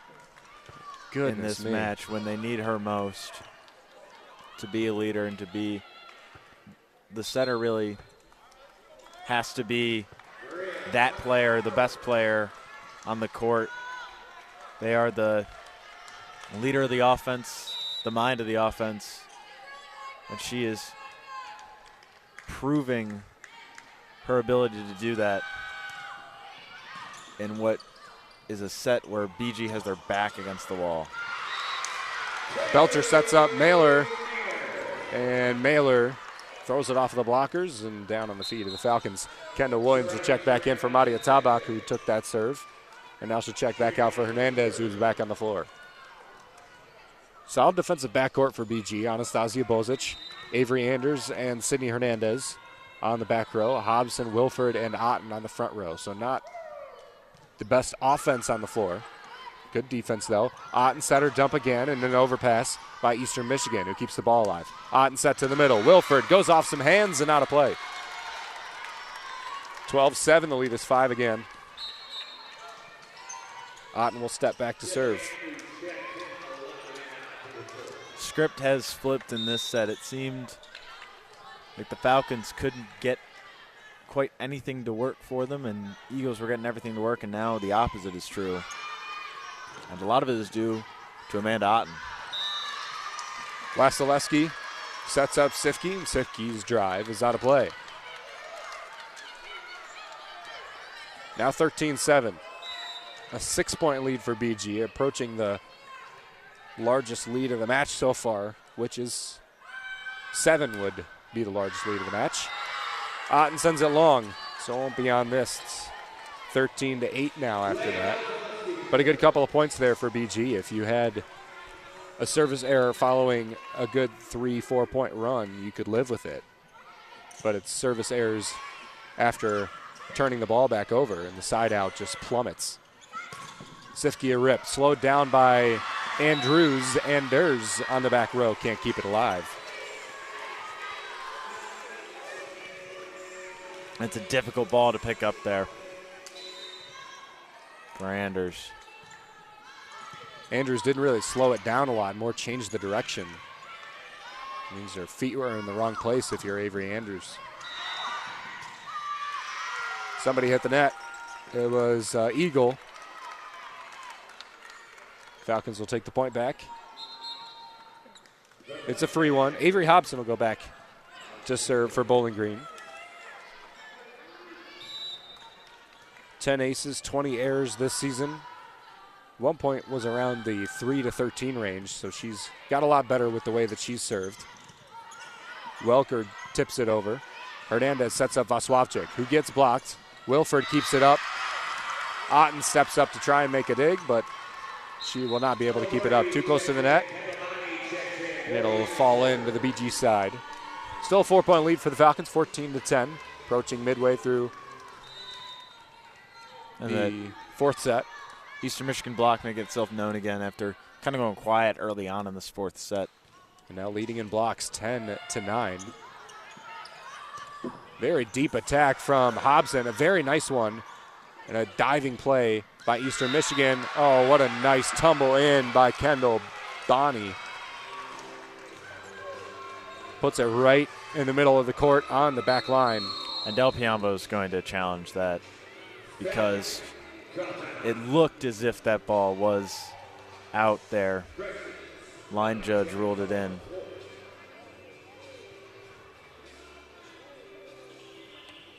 Didn't get enough of a good view. It looked close.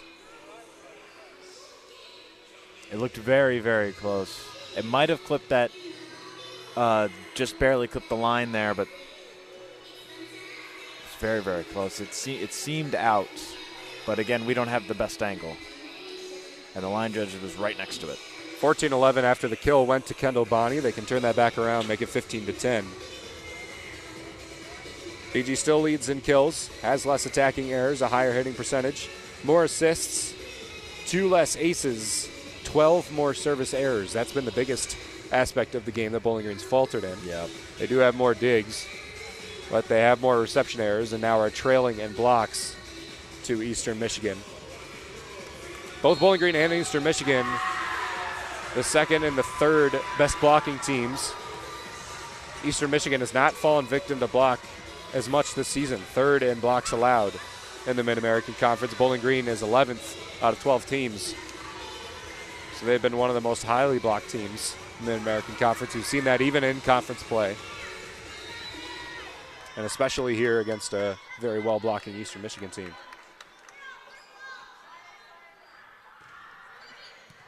The call is not overturned. The point stays with Eastern Michigan. Jessica Andrews, a quick slide, puts it down through the arms of Vasilevsky. That was a powerful swing by Jessica Andrews. I would also like to say that Amanda Otten is having herself maybe one of her best games. 5 kills, 35 assists, 12 digs, and a service ace. There's another ace, and it's credited to Sydney Hernandez. Amanda Otten's best game of the season on September 12th against Stephen F. Austin, as there's a media timeout called on the floor. 44 assists in that match, 9 digs, 4 total blocks, 2 aces, and 6 total kills. So Andrew is not wrong. She is rapidly approaching one of her best matches of the season, although she does have a 52 assist game against Loyola of Chicago. Also a 13 dig game against Ohio, which she's 1 dig away from tying. Sydney Hernandez, again, how consistent has she been throughout the season, Andrew? 13 digs, 5 assists, and 2 aces.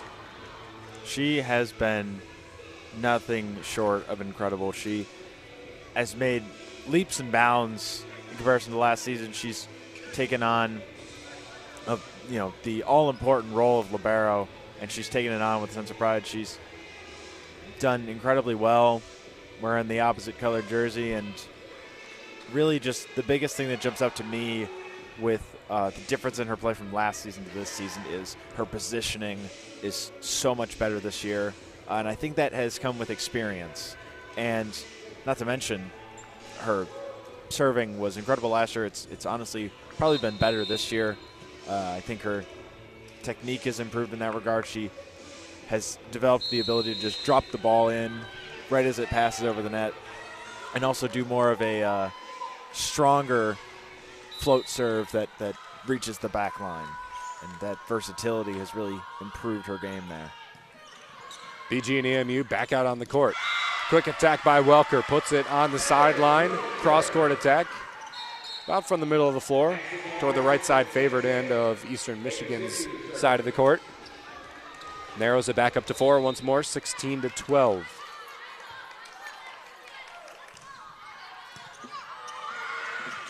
Overpass, Welker knocks it down again. Back row, Vaswavchik just misreceived it. Williams, Otten, and Andrews the front row. Vaswavchik, Hobson, and Hernandez the back row. Otten sets back to Andrews. Andrews falls it in again. Jessica Andrews, 15 kills on the match. That's her season high. Stepping into that right side roll with Lauren Hovey out and dropping 15 kills. I mean, she's probably 3 sets. Probably been the player of the match, considering she's also got 4 total blocks. The .481 hitting percentage contributed a lot of points to Bowling Green today. Sifke, her first attack in a long while, she's very frustrated with as she tumbles it into the net. 5-point lead now for BG, who's approaching the 20-point mark. Anastasia Bosic once more serves. Only 1 swing today, mostly goes in defensively. She gets an ace there. That's her second of the match.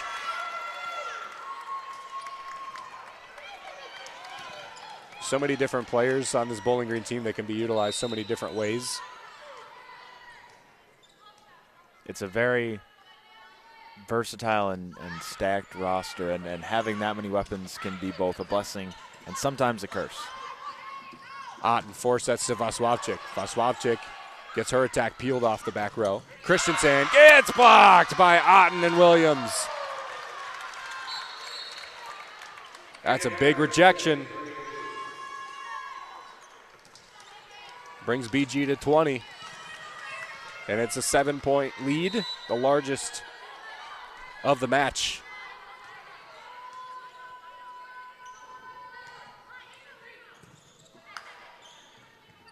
Belcher sets it back. Bonnie is kept up by Hobson. Nice play. Vaswavchik gets blocked. Hernandez is there to keep it up.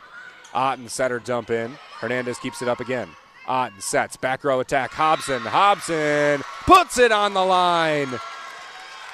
Avery Hobson back row cross court. 21-13. The Falcons storm back.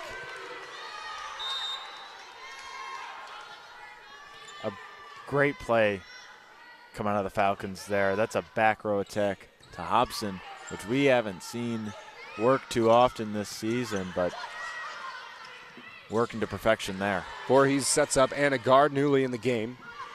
The ball back to EMU. Again kept up by the Falcons. Otten set to Vaswavchik. Vaswavchik, a deep attack. Just missed the hand, so it just goes long, and a point ends the 5-0 scoring run for BG. Sends the point back to Eastern. Anna Gard newly playing the left side, a sophomore out of Burlington, Kentucky. Only 56 sets played in 2024. Only 8 sets played this season. She's 8 for 30 with 8 attacking errors. She's already 0 for 1 today, but has barely been in the match. Falcons looking to close out this 4th set. Yeah, really close here. This would be a great chance to tie it up 2-2 sets and force a decisive 5th and final set. Otten to the back row. Bozic knocks it in off of one touch. Maybe not the flashiest kill in the world, but put it in a spot to make the back row dive. And then nobody in the front row to pick up the bump. You know, sometimes it can be just as satisfying to get a clean, no-touch kill on a powerful swing as it can be to just tip it in and watch all of the defenders dive for the ball and just not quite be able to get there. Seems like just such a helpless feeling. If you're a defender, especially just watching it fall, knowing you can't do anything about it, just like on that play. A lot of times you end up on your heels in the back row, especially when it comes to serving or when you see a back row attack happening and you back up, you go back on your heels and you're just not able to turn course and get there in time. And I've mentioned this before on another broadcast, but sometimes your feet can just turn to lead. At least that's something I've experienced when playing. I think any athlete in any sport has experienced that. Yeah. Start thinking too much about what you're doing. And yep. You know what you have to do, but you just can't force your body to listen to your mind. 23-14, BG finally gets the all clear on the serve. Voorhees had to tie the shoes of Lena Wasilewski. Bonnie goes for an attack, diving play by Bozic, but she can't save it off the boards. Another aspect that can play into the defense, more for Bowling Green than Eastern Michigan as it's their home court, is no Terraflex here, which is familiar to the Falcons considering they didn't have Terraflex before last season. They do. But it does change the way the game is played some, especially defensively, as there's a poke kill by Avery Hobson to make it set point. It really does. It also really affects, I think, the Falcons' ability to dive for balls on this court versus the Terraflex. The Terraflex, I think, allows for a little bit better chance at diving and sliding along to pick up some balls, and a wooden court kind of stops that sometimes. The 4th set ends fittingly on an Amanda Otten block. 25-15, the final score of the 4th set. BG ties up Eastern Michigan 2 sets apiece, and we head into a 5th set for the 2nd straight season. Bowling Green against Eastern Michigan. From the George Gervin game above center, heading into the 15-point 5th set. Still a win by 2. You're listening to Bowling Green Volleyball on WBGU 88.1 FM.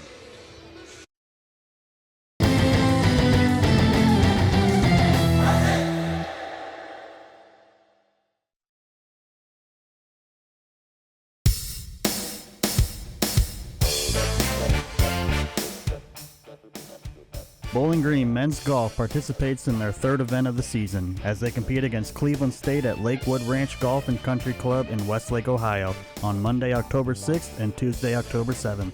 Check out bgfalconmedia.com for the recap of the event by Falcon Media Sports Network's Aiden Bruick.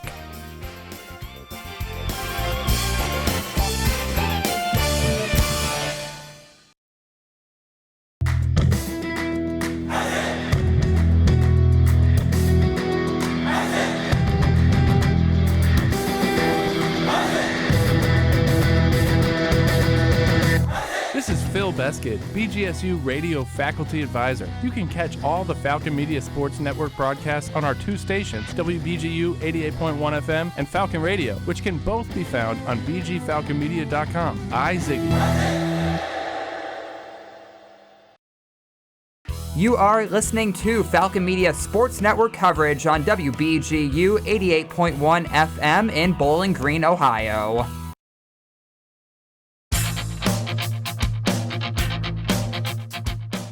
BGSU Hockey kicks off their season with an exhibition game against Robert Morris University on Saturday, October 4th at the Slater Family Ice Arena. RMU and BG faced off last year in an exhibition game at the Slater that saw the Falcons emerge with a 7-2 victory. Tune into Falcon Radio starting at 5:45 p.m. with puck drop at 6:07 to hear the call from Falcon Media Sports Network's Daniel Ryanauer and Kevin Hutchinson.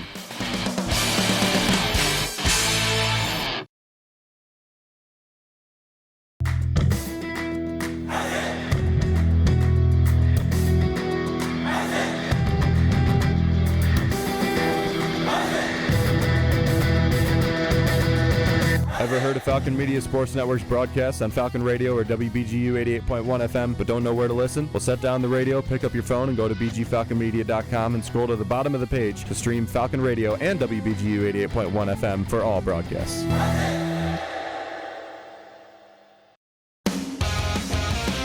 Now back to more Falcon volleyball coverage on WBGU 88.1 FM.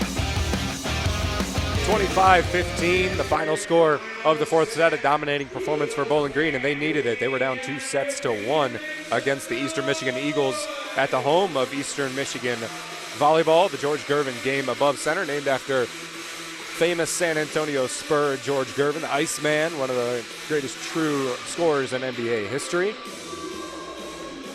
Game Above also, apparently, Andrew and I looked it up, investment business, mainly sports investment, that has sponsored the name of the George Gervin Game Above Center, which is the home for the offices of most, if not all, Eastern Michigan athletics, aside from football, obviously. Also is the famous home of Eastern Michigan men's and women's basketball, as well as some volleyball. Ben Korak here with Andrew Smith from the Falcon Media Sports Network. For all BGSU sports news and updates, go to bgfalconmedia.com and BG_FMSN on Twitter X.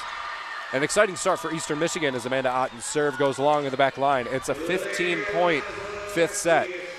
Bowling Green has not had terrible success as of the last few fifth set matches and coming away with victories. But they did have a spurt at the beginning of MAC play last season in which they won a lot of reverse sweeps and a lot of fifth sets. Sifke with a rip, puts it back left corner of the Falcon court. 2-0 lead for Eastern Michigan.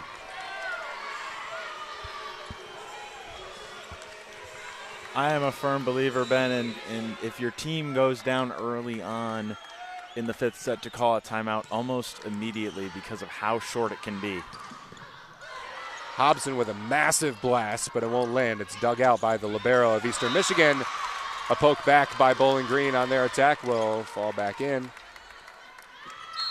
It's a great job on that block by Jessica Andrews and Helen Wilford, staying up in the air long enough to get that one back down. 2-1, Eastern Michigan leads by 1. Avery Hobson to serve for BG. Knuckles it in. Otten keeps up the attack from Eastern Michigan, and Hernandez will just dump it over. From the right side, here's Mailer, can't get it to land. Back row attack, Hobson. Off the net, off a hand, and kept up by the Eagles. Sifke from the left side, dug out calmly by Hobson, and now dumped over by BG. A lot of dump plays on this point. Sifke now with a full swing. Hernandez can't peel it up. Del Piombo wants 4 touches. It's 3-1 right now. Looks like she was just arguing for the point. Still not happy about it, though. In her first season as a head coach and her first season as head coach of Bowling Green Volleyball as well. Del Piombo is a coach that likes to basically be on the floor with her players. She walks up and down the sideline, very vocal. stark difference than the head coach of Tomic from last season. Vaswalczyk looks to go off the hands, gets it off the hands. Good execution, and 3-2. That is interesting in coaching styles. Daniela Tomic would spend a lot of her time sitting in the chairs on the bench. Alex Del Piombo, even as an assistant, was more vocal and more active.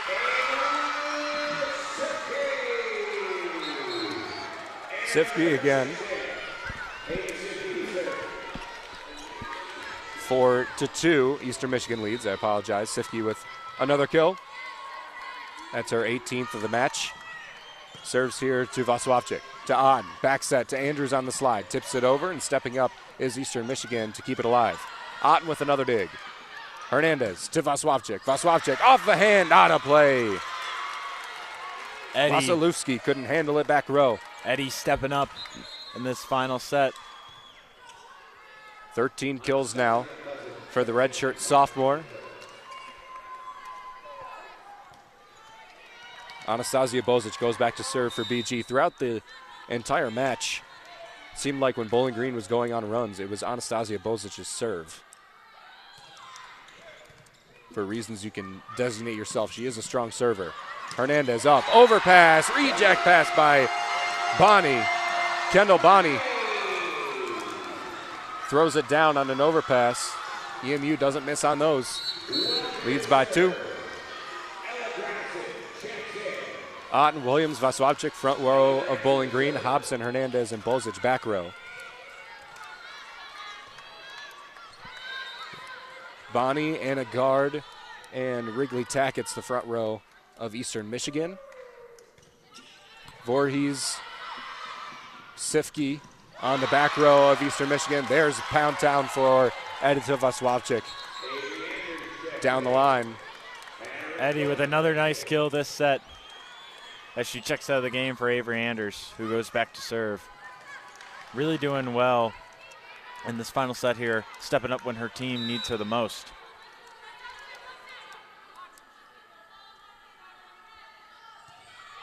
Anders from the left side of the court. Nice serve. Voorhees has to bump set, and it's a dump play over from Eastern Michigan. Here's a big opportunity for BG. Otten sets back on the slide as Williams. Otten knocks it back over the net as it was hovering along the tape.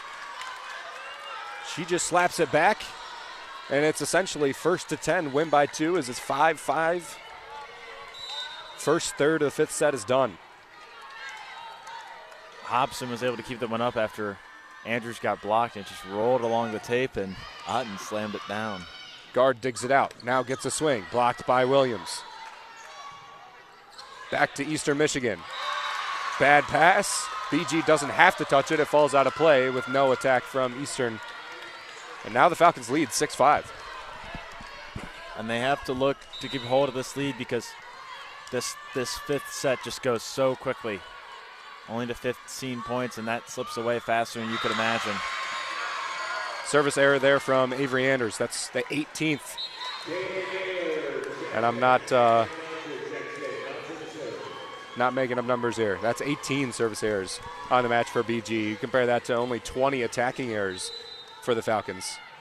And only 5 service errors by the Eagles. Otten set or dump. 3 touches by Eastern Michigan. They get it back over. Otten set to Hobson. Hobson got it!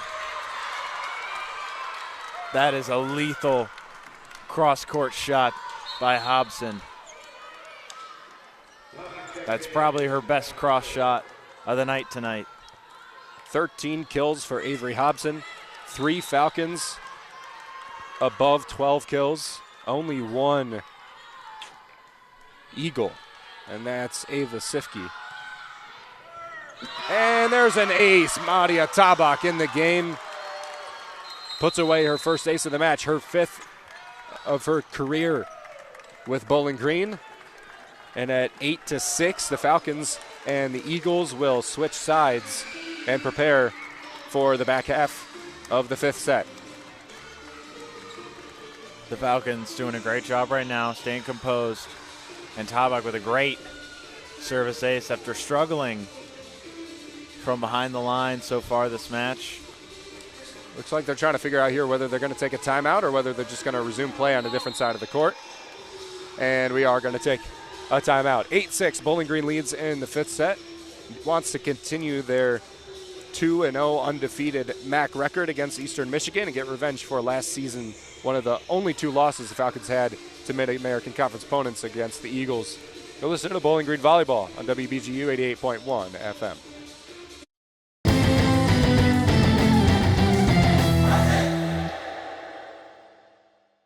You are listening to Falcon Media Sports Network coverage on WBGU 88.1 FM in Bowling Green, Ohio.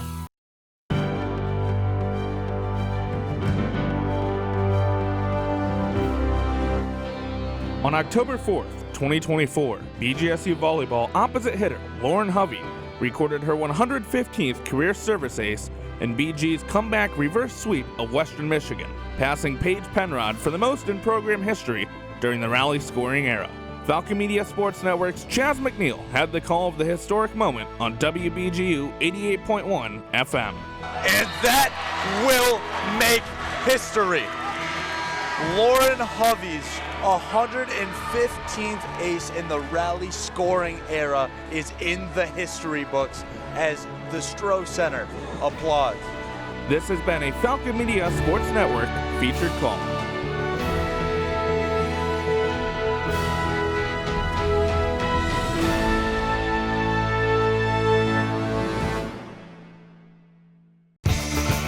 Check out more coverage from the Falcon Media Sports Network on X at BG_FMSN. Madia Tabak gets her first ace of the match. Now serves for Bowling Green, dug out by Sifke. Belcher sets up. Mailer throws it down.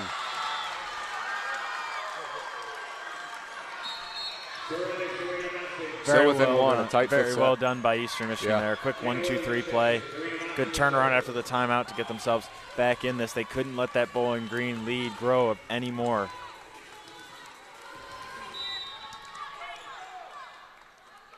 Sarabi Srinivasan serves Bozic. Anders bump set to Hobson. Hobson looks to go off the hands and just sends it long into the bench. This is a serve that Bowling Green struggled with last set, and they struggled with it there. Did not get a clean receive. Srinivasan did spark a long rally earlier in the match. Otten, center dump. What a nice play from Amanda Otten to give BG a lead again. That basically was a spike, Ben. Essentially, yes. On the second touch, and not the greatest second touch, or first touch, I mean, by Anastasia Bozic. I think just good recognition by Otten to do something with a bad first pass. Now here she is to serve. Srinivasan digs it up. Belcher to the left side. Sifke is upped by Otten. Hobson gets a swing off the block. Touched by Mailer. It's a dump play back over from EMU. Good play by Bowling Green to keep it alive. Pushed him back down is Wrigley Tackets. And Eastern Michigan takes the point. BG was on their heels the back half of that point. 9-9 now. As Coach Del Piombo is going to call for a challenge here. Maybe she was challenging. I was thinking as the play was going on, Taylor Mailer went up for the block and then also took the set. So maybe she thought it was enough of a first touch to call 2 touches in a row. I wonder if the thought process of Del Piombo here is that one of the Eastern Michigan players was in the net who went up to spike that ball there. Possibly. I mean, on such an odd play, there's so many things that you could be challenging here. Yeah. I think that's what there's because Coach Alexa Wharton literally got up, walked from the bench basically onto the court with her hands in the air, looking for a call, and then just shrugged it off and went back to the bench looking very frustrated. So we'll see what they are challenging. Del Piombo is, 2 for 3 now on her challenges? Yes, 2 for 3 on the match. Still pretty good.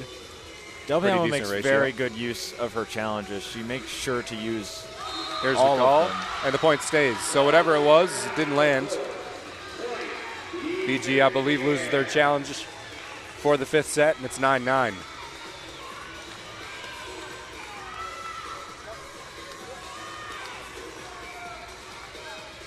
Wilford, Anders, and Otten. Front court for BG. Anders, Hernandez, and Hobbs in the backcourt. Otten back sets to Andrews on the slide, kept up by Srinivasan. Sifke with an attack, not her best, upped by Hernandez. Hobson, free ball, puts it on the sideline. Cross-court attack from Hobson is green. Only the single blocker of Mailer there to try to stop Hobson, and that's not going to be enough. 15 kills now for Avery Hobson, tying Jessica Andrews, both second in the match just behind Sifke. Belcher sets back. Mailer sends it long at the back line. Eastern Michigan wanted a touch. Kevin Foman is going to use his challenge on it.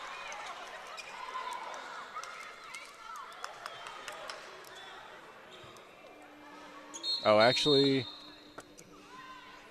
I think maybe, what happened is maybe they reversed the call. On the Del line Piombo. judge on the Eastern Michigan sideline motioned that there was a touch by Bowling Green. And Del Piombo, not believing that to be true, challenged the call yet again. 10-10 as it stands right now. It's listed as a kill by Taylor Mailer. So it'll be a 2-point lead change if it is reversed and goes in favor of Bowling Green. But even if nothing changes, it's 10-10. And now first to 5, win by 2. This one could definitely head into extras, especially if this challenge does not go the Falcons' way. Quite a few calls, it feels, challenged or not, have gone the way of Eastern Michigan in this game. Some of them just have been unlucky for the Falcons, and some of them have been mistakes by Bowling Green. And the win last season for Eastern Michigan in the Stroh Center against Bowling Green. Eastern Michigan won all 3 sets on extra points. The first, the third, and the fifth, they won 16-14. Even though Bowling Green had more points, kills, aces, total blocks, assists, and digs. So they outplayed Eastern Michigan, and the Eagles were just able to come away with the win. Bowling Green currently leads in kills, assists, aces, digs, blocks, side-out percentage. Literally everything except for service errors. Well, they still do lead in service errors. Well, technically, yes, but they have 13 more than Eastern Michigan, so the wrong direction. Way to lead in, yes. No, and that truly proves how volleyball, you can't just look at the stat sheet to know what kind of a game a team had, what kind of a game a player had, because you could look at the stat sheet, not look at the score, and think that Bowling Green was winning this game and winning this game handedly, and here we are. And it feels like the Eagles have the Falcons on the ropes and not the other way around. And the point will go to BG. So 11-9 will be the score. Bowling Green leading by 2. Mid-late in the 5th set. BG 2-0 on the season, Eastern 0-2. So both teams. It was really a much-needed win. It was really weird to me that the line judge on the opposite end of the floor was the one that made the call for the touch there. I agree with that. It's also weird because Kevin Foman picked up his challenge card. Alex Del Piombo picked up her challenge card. And Del Piombo's is the only one that counted. Foman put his away. Belcher to the middle. Welker is blocked by Bowling Green.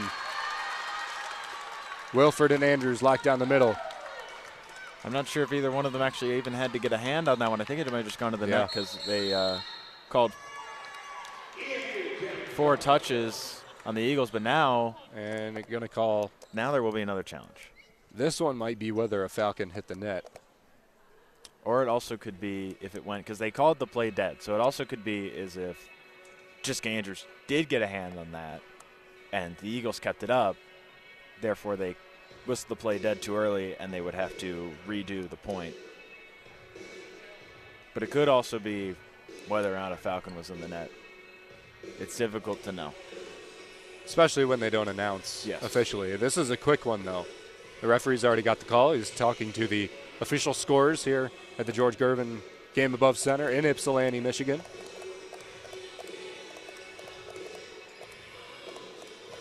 (12-9) as it stands right now with a Bowling Green point.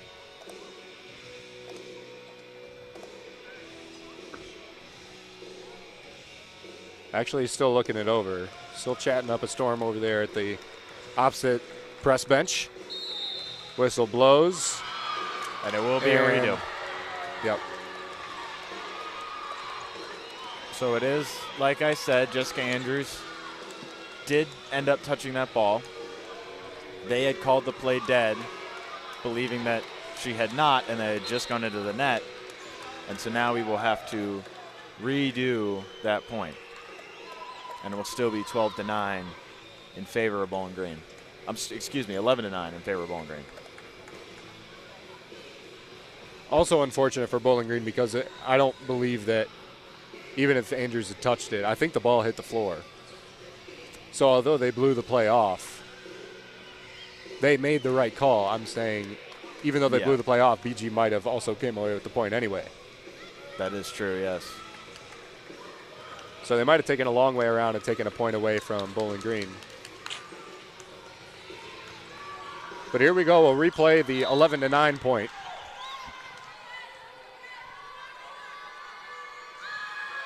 BG on a 2-0 run now. Belcher sets to the left side. Sifke puts it in the corner. That's what a challenge will do. They'll reverse it.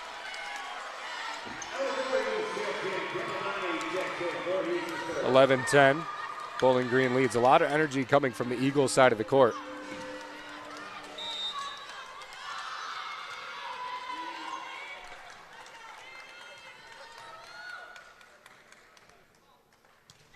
Ella Voorhees, 12 assists on the match. That's Vaswavchik. Vaswavchik, cross court, nails it down. Eddie with a big swing. And none of these Falcon hitters you can leave with no blockers. No, there's not. There's no hitters in this game that you can leave with no blockers. All just too talented. Even a single blocker is probably Voorhees not enough. Sets up Sifke, and we're trading kills back and forth now. Sifke with an equally as powerful swing. She'll go back to serve. BG still leads 12-11. Remember, it is win by 2. Checking into the game is Anna Gard. Playing up front with Kendall Bonney and Hateris Welker. Otten back sets to Andrews on the slide. Off of Voorhees, way out of play. So much power in that swing from Andrews. Sometimes you're just not able to pick that up. At least not cleanly. 13-11. Remember, it is win by 2.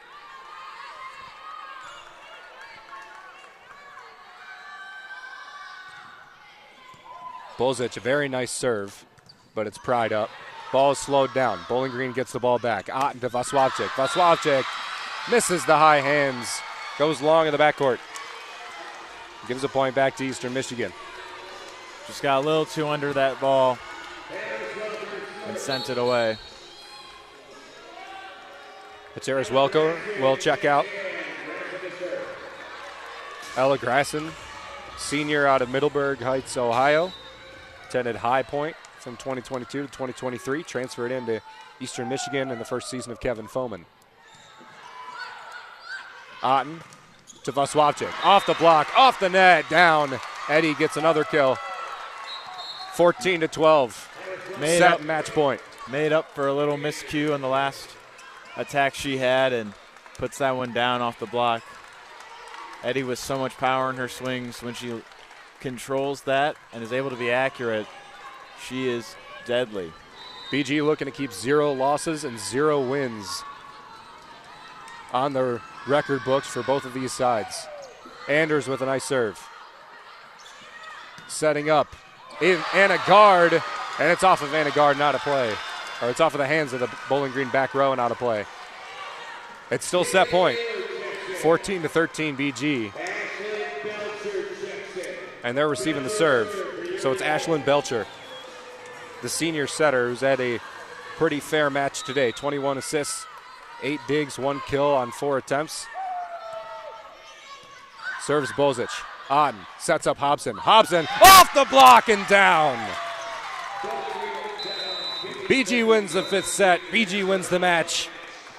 BG's 3-0 in MAC play for the 2nd straight season.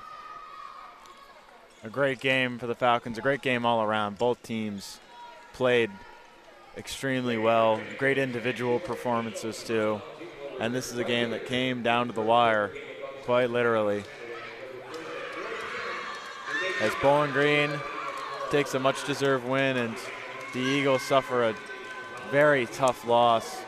0-3 will truly not be the story of the beginning parts of their season. They will certainly not remain winless for long. I wouldn't be surprised if you saw them in the MAC tournament come November and come the Stroh Center. They nearly made it. They nearly made it last season.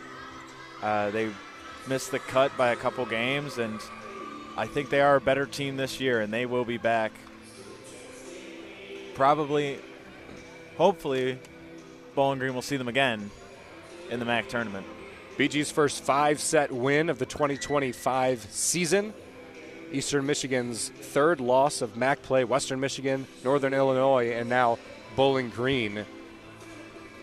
And the Falcons will head to Mount Pleasant and take on Central Michigan tomorrow. Their first of their revenge wins against Eastern and Central came today. We'll talk to assistant coach Chelsea Carter in a minute. You're listening to Bowling Green Volleyball on WBGU 88.1 FM.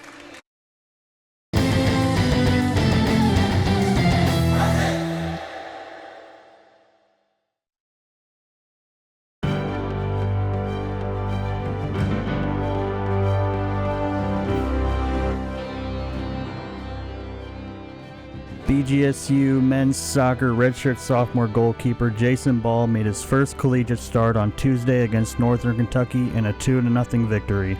Ball was notified he was getting the start on 2 days prior, a moment he had been waiting 3 years for. The Orange and Brown goalkeeper kept a clean sheet with 5 saves, earning himself his first shutout match.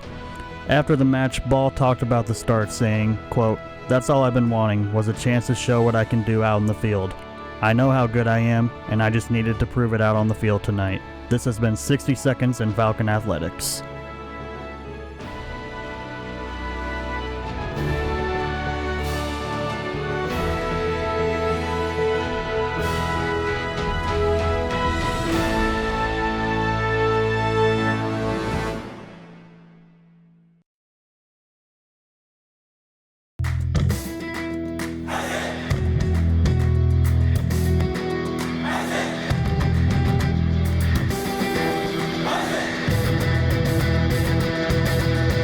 Ever heard of Falcon Media Sports Network's broadcast on Falcon Radio or WBGU 88.1 FM but don't know where to listen? Well, set down the radio, pick up your phone, and go to bgfalconmedia.com and scroll to the bottom of the page to stream Falcon Radio and WBGU 88.1 FM for all broadcasts.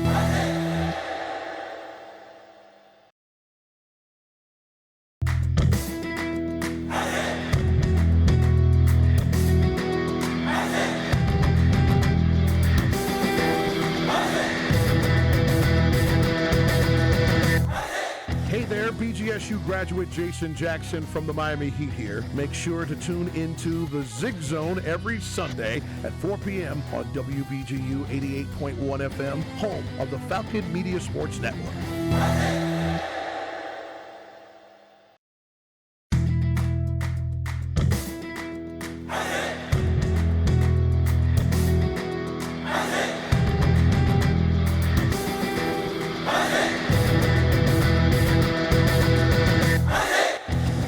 Hey, BGSU graduate Jason Jackson from the Miami Heat here. When I was a Falcon, There was BGRSO. Now it's Falcon Media Sports Network. Keep up with all BGSU sports news and action by following BG_FMSN on Twitter/X and check out BGFalconMedia.com. Hi, Ziggy.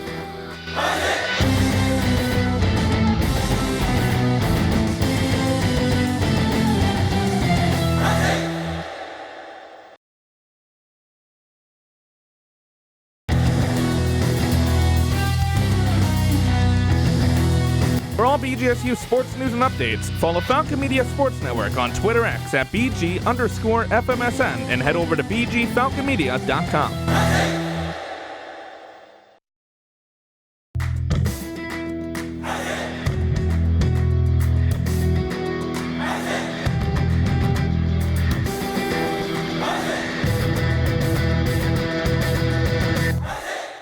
Looking for a BGSU Athletics talk radio show? Tune into the Zig Zone every Sunday at 4 p.m., where a panel of Falcon Media Sports Network members discuss the hottest BG sports topics. Only on WBGU 88.1 FM.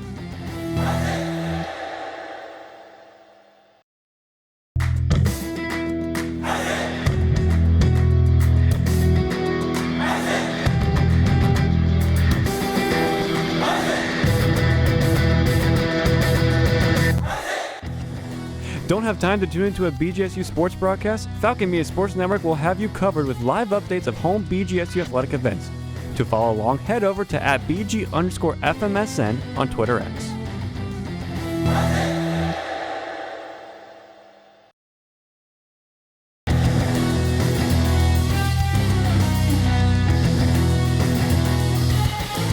Miss a BGSU sports broadcast? Head over to the BG Falcon Media YouTube channel to listen to past calls by Falcon Media Sports Network.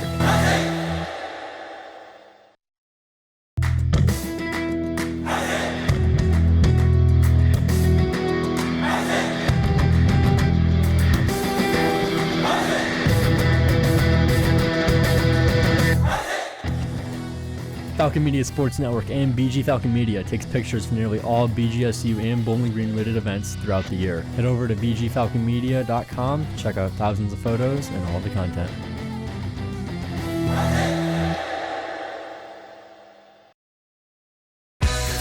You are listening to Falcon Volleyball on WBGU 88.1 FM. Back here in Ypsilanti, Michigan, Bowling Green with a 5-set win, their first 5-set win of the 2025 season. It was over Eastern Michigan, and now 3-0 in conference play, joined by Chelsea Carter, assistant coach of Bowling Green Volleyball. Chelsea, any thoughts about today's game? Thank God we had some challenges. I mean, this volleyball is getting a faster game. It's a lot more physical. So in that 5th set, we had some crucial challenges that Alex had to make at the end that really helped us out and in our favor. Wow.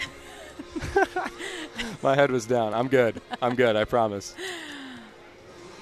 Yeah, so I think being able to have challenges, that was really nice for us. Also, we stayed persistent through the whole game. I think there were a lot of moments when we could have really kind of given into what was going on here at Eastern, and we stayed persistent and stayed unified through the entire game. Yeah, very energetic team. Took the 2nd and the 3rd set. You guys won the 1st, the 4th, and the 5th. What did you guys see in that 2nd and the 3rd set that kind of gave them the advantage, and how did you fix that going to the 4th and 5th? A lot of them were our errors, but we also knew that we had to play pretty clean, and once we started giving them some errors, they went to 5 with NIU, they went to 5 with Western Michigan last weekend, so we knew that it was going to be a battle. We knew 15 is someone that they were going to give the ball to. Total attempts for her, 51 on the night. I mean, she's definitely someone that we had to slow down. She had 196 on the night, but I think in those moments we had a lot of service errors, and we let off from the service line. Yeah, service errors especially. You did finish with more aces, which was a problem through the first couple of sets, but 18 service errors to only 5 for Eastern Michigan. Seemed like a lot of points were being dropped that way especially, and that's kind of the only place in the scorecard at least that you guys lacked, so definitely something to look for going forward. Also, Avery Hobson, 52 swings today. She had a fantastic match, and more importantly, 3 players with double-digit kills today. How did that feel to be able to diversify the ball, especially without Lauren Hovey in the lineup? Yes, definitely. I think Hobbs is having to figure out how to take on a bigger role with Lauren not on the court. But I think also with our pass, like we got to clean up our serve receive a little bit. We got to clean up our conversion to where we can get the middles and right sides a little bit more involved. I think we found a way to do it with Jess Andrews tonight, but we got to be able to find a way to do it with Helen, and we got to find a way to do it with Kendall all the time.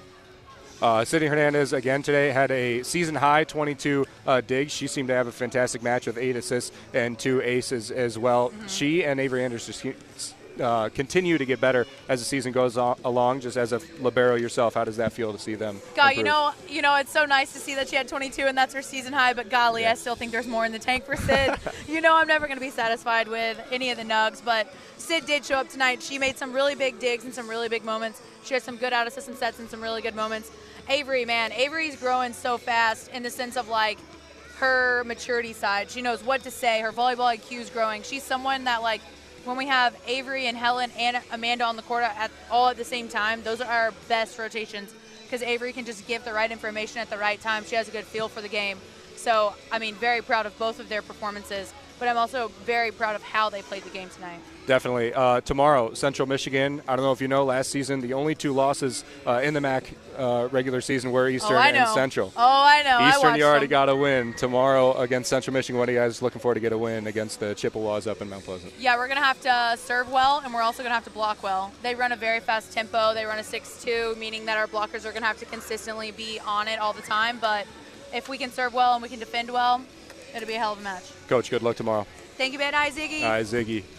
Final stat read for today's match. The leader in kills for the match was Ava Sifke of Eastern Michigan. 21 kills on 52. Total swings of 192. Hitting percentage 4 digs, 1 block, 1 ace, 1 assist as well. She had the most kills in the match. Maybe the best player in the match, though. And I don't know if Andrew will agree with me on this, is Jessica Andrews, at least in my opinion. 16 kills, 29 swings, 2 errors, 5 blocks, 1 ace, 1 dig. Jessica Andrews contributed 21 total points to Bowling Green today, and she was one of the main reasons that the Falcons were able to come away with a win.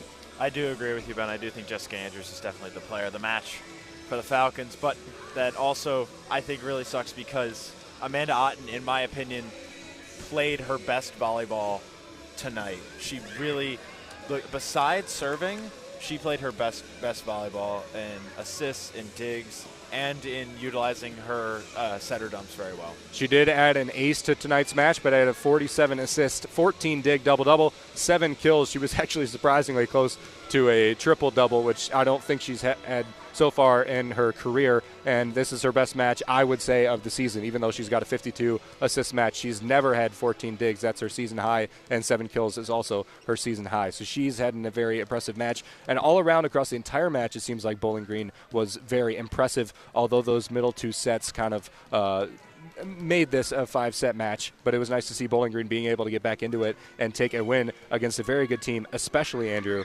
without Lauren Hovey. Yes, this team was, like Coach Carter just wrote down on this piece of paper while you were interviewing her, she wrote down the word persistent, and that's what this team was tonight.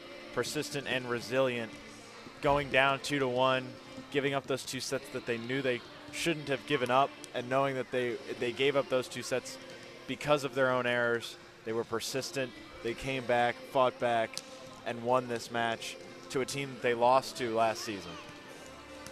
Final score, 3-2. Bowling Green wins their first 5-set match of the 2025 season, the first of the 2025 MAC season as well. 25-18, BG won the first set. 25-20, Eastern Michigan won the second and the third set by the same score. 25-15, BG dominated the fourth, and in the fifth, it was back and forth for a lot, but the Falcons, the more talented team, ended up pulling it away with a 15-13 victory in the fifth set.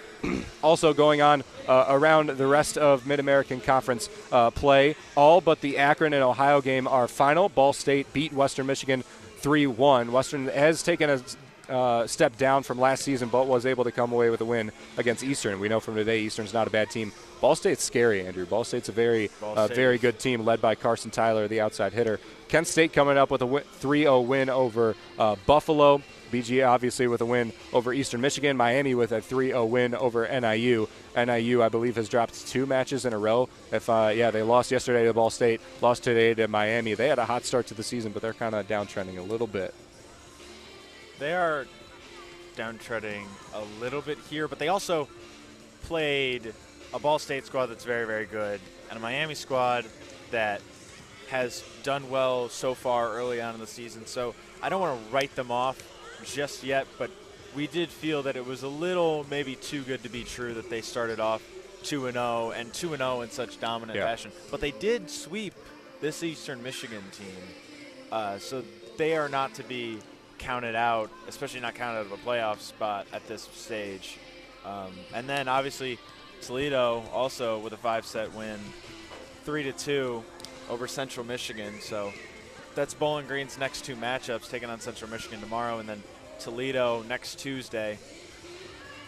That'll be a good barometer. That match tomorrow will be a good barometer of where Bowling Green is set up, especially against Toledo on Tuesday, considering it was a 5-set match. The Bowling Green's able to come out with a dominating win over Central. Probably very likely that they're a better team than Toledo, who has brought back talent, but not as much as you would imagine, and had pretty large turnover from last season to this season. Final score, 5-set win for Bowling Green here in Ypsilanti, Michigan, at the home of Eastern Michigan Volleyball. Falcons at 3-0 in MAC play, 9-6 overall. Still undefeated in MAC play. They were 6-0 before their first loss last season. The only 2 losses to Eastern and Central, so revenge tour for Bowling Green. For all BGSU sports news and updates, go to bgfalconmedia.com and BG_FMSN on Twitter/X. Also tune in to the Zig Zone every Sunday at 4 p.m. Falcon Media Sports Network analysts will talk about everything going on in Bowling Green athletics, including volleyball, football, and both men's and women's soccer. Special thank you to Artie Abrego back in the booth today, who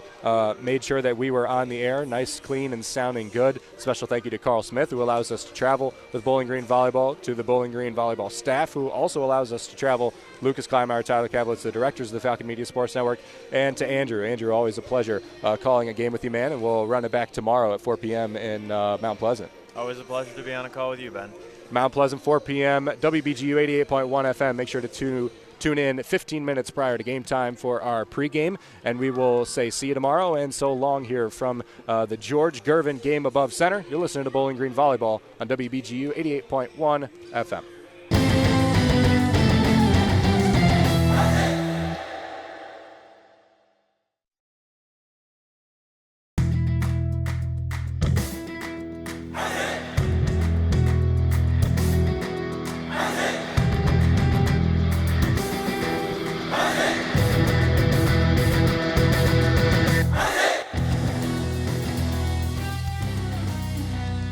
This broadcast has been a Falcon Media Sports Network production. For more BGSU sports news and updates, follow Falcon Media Sports Network on Twitter X at BG_FMSN, BG Falcon Media on Instagram, Facebook,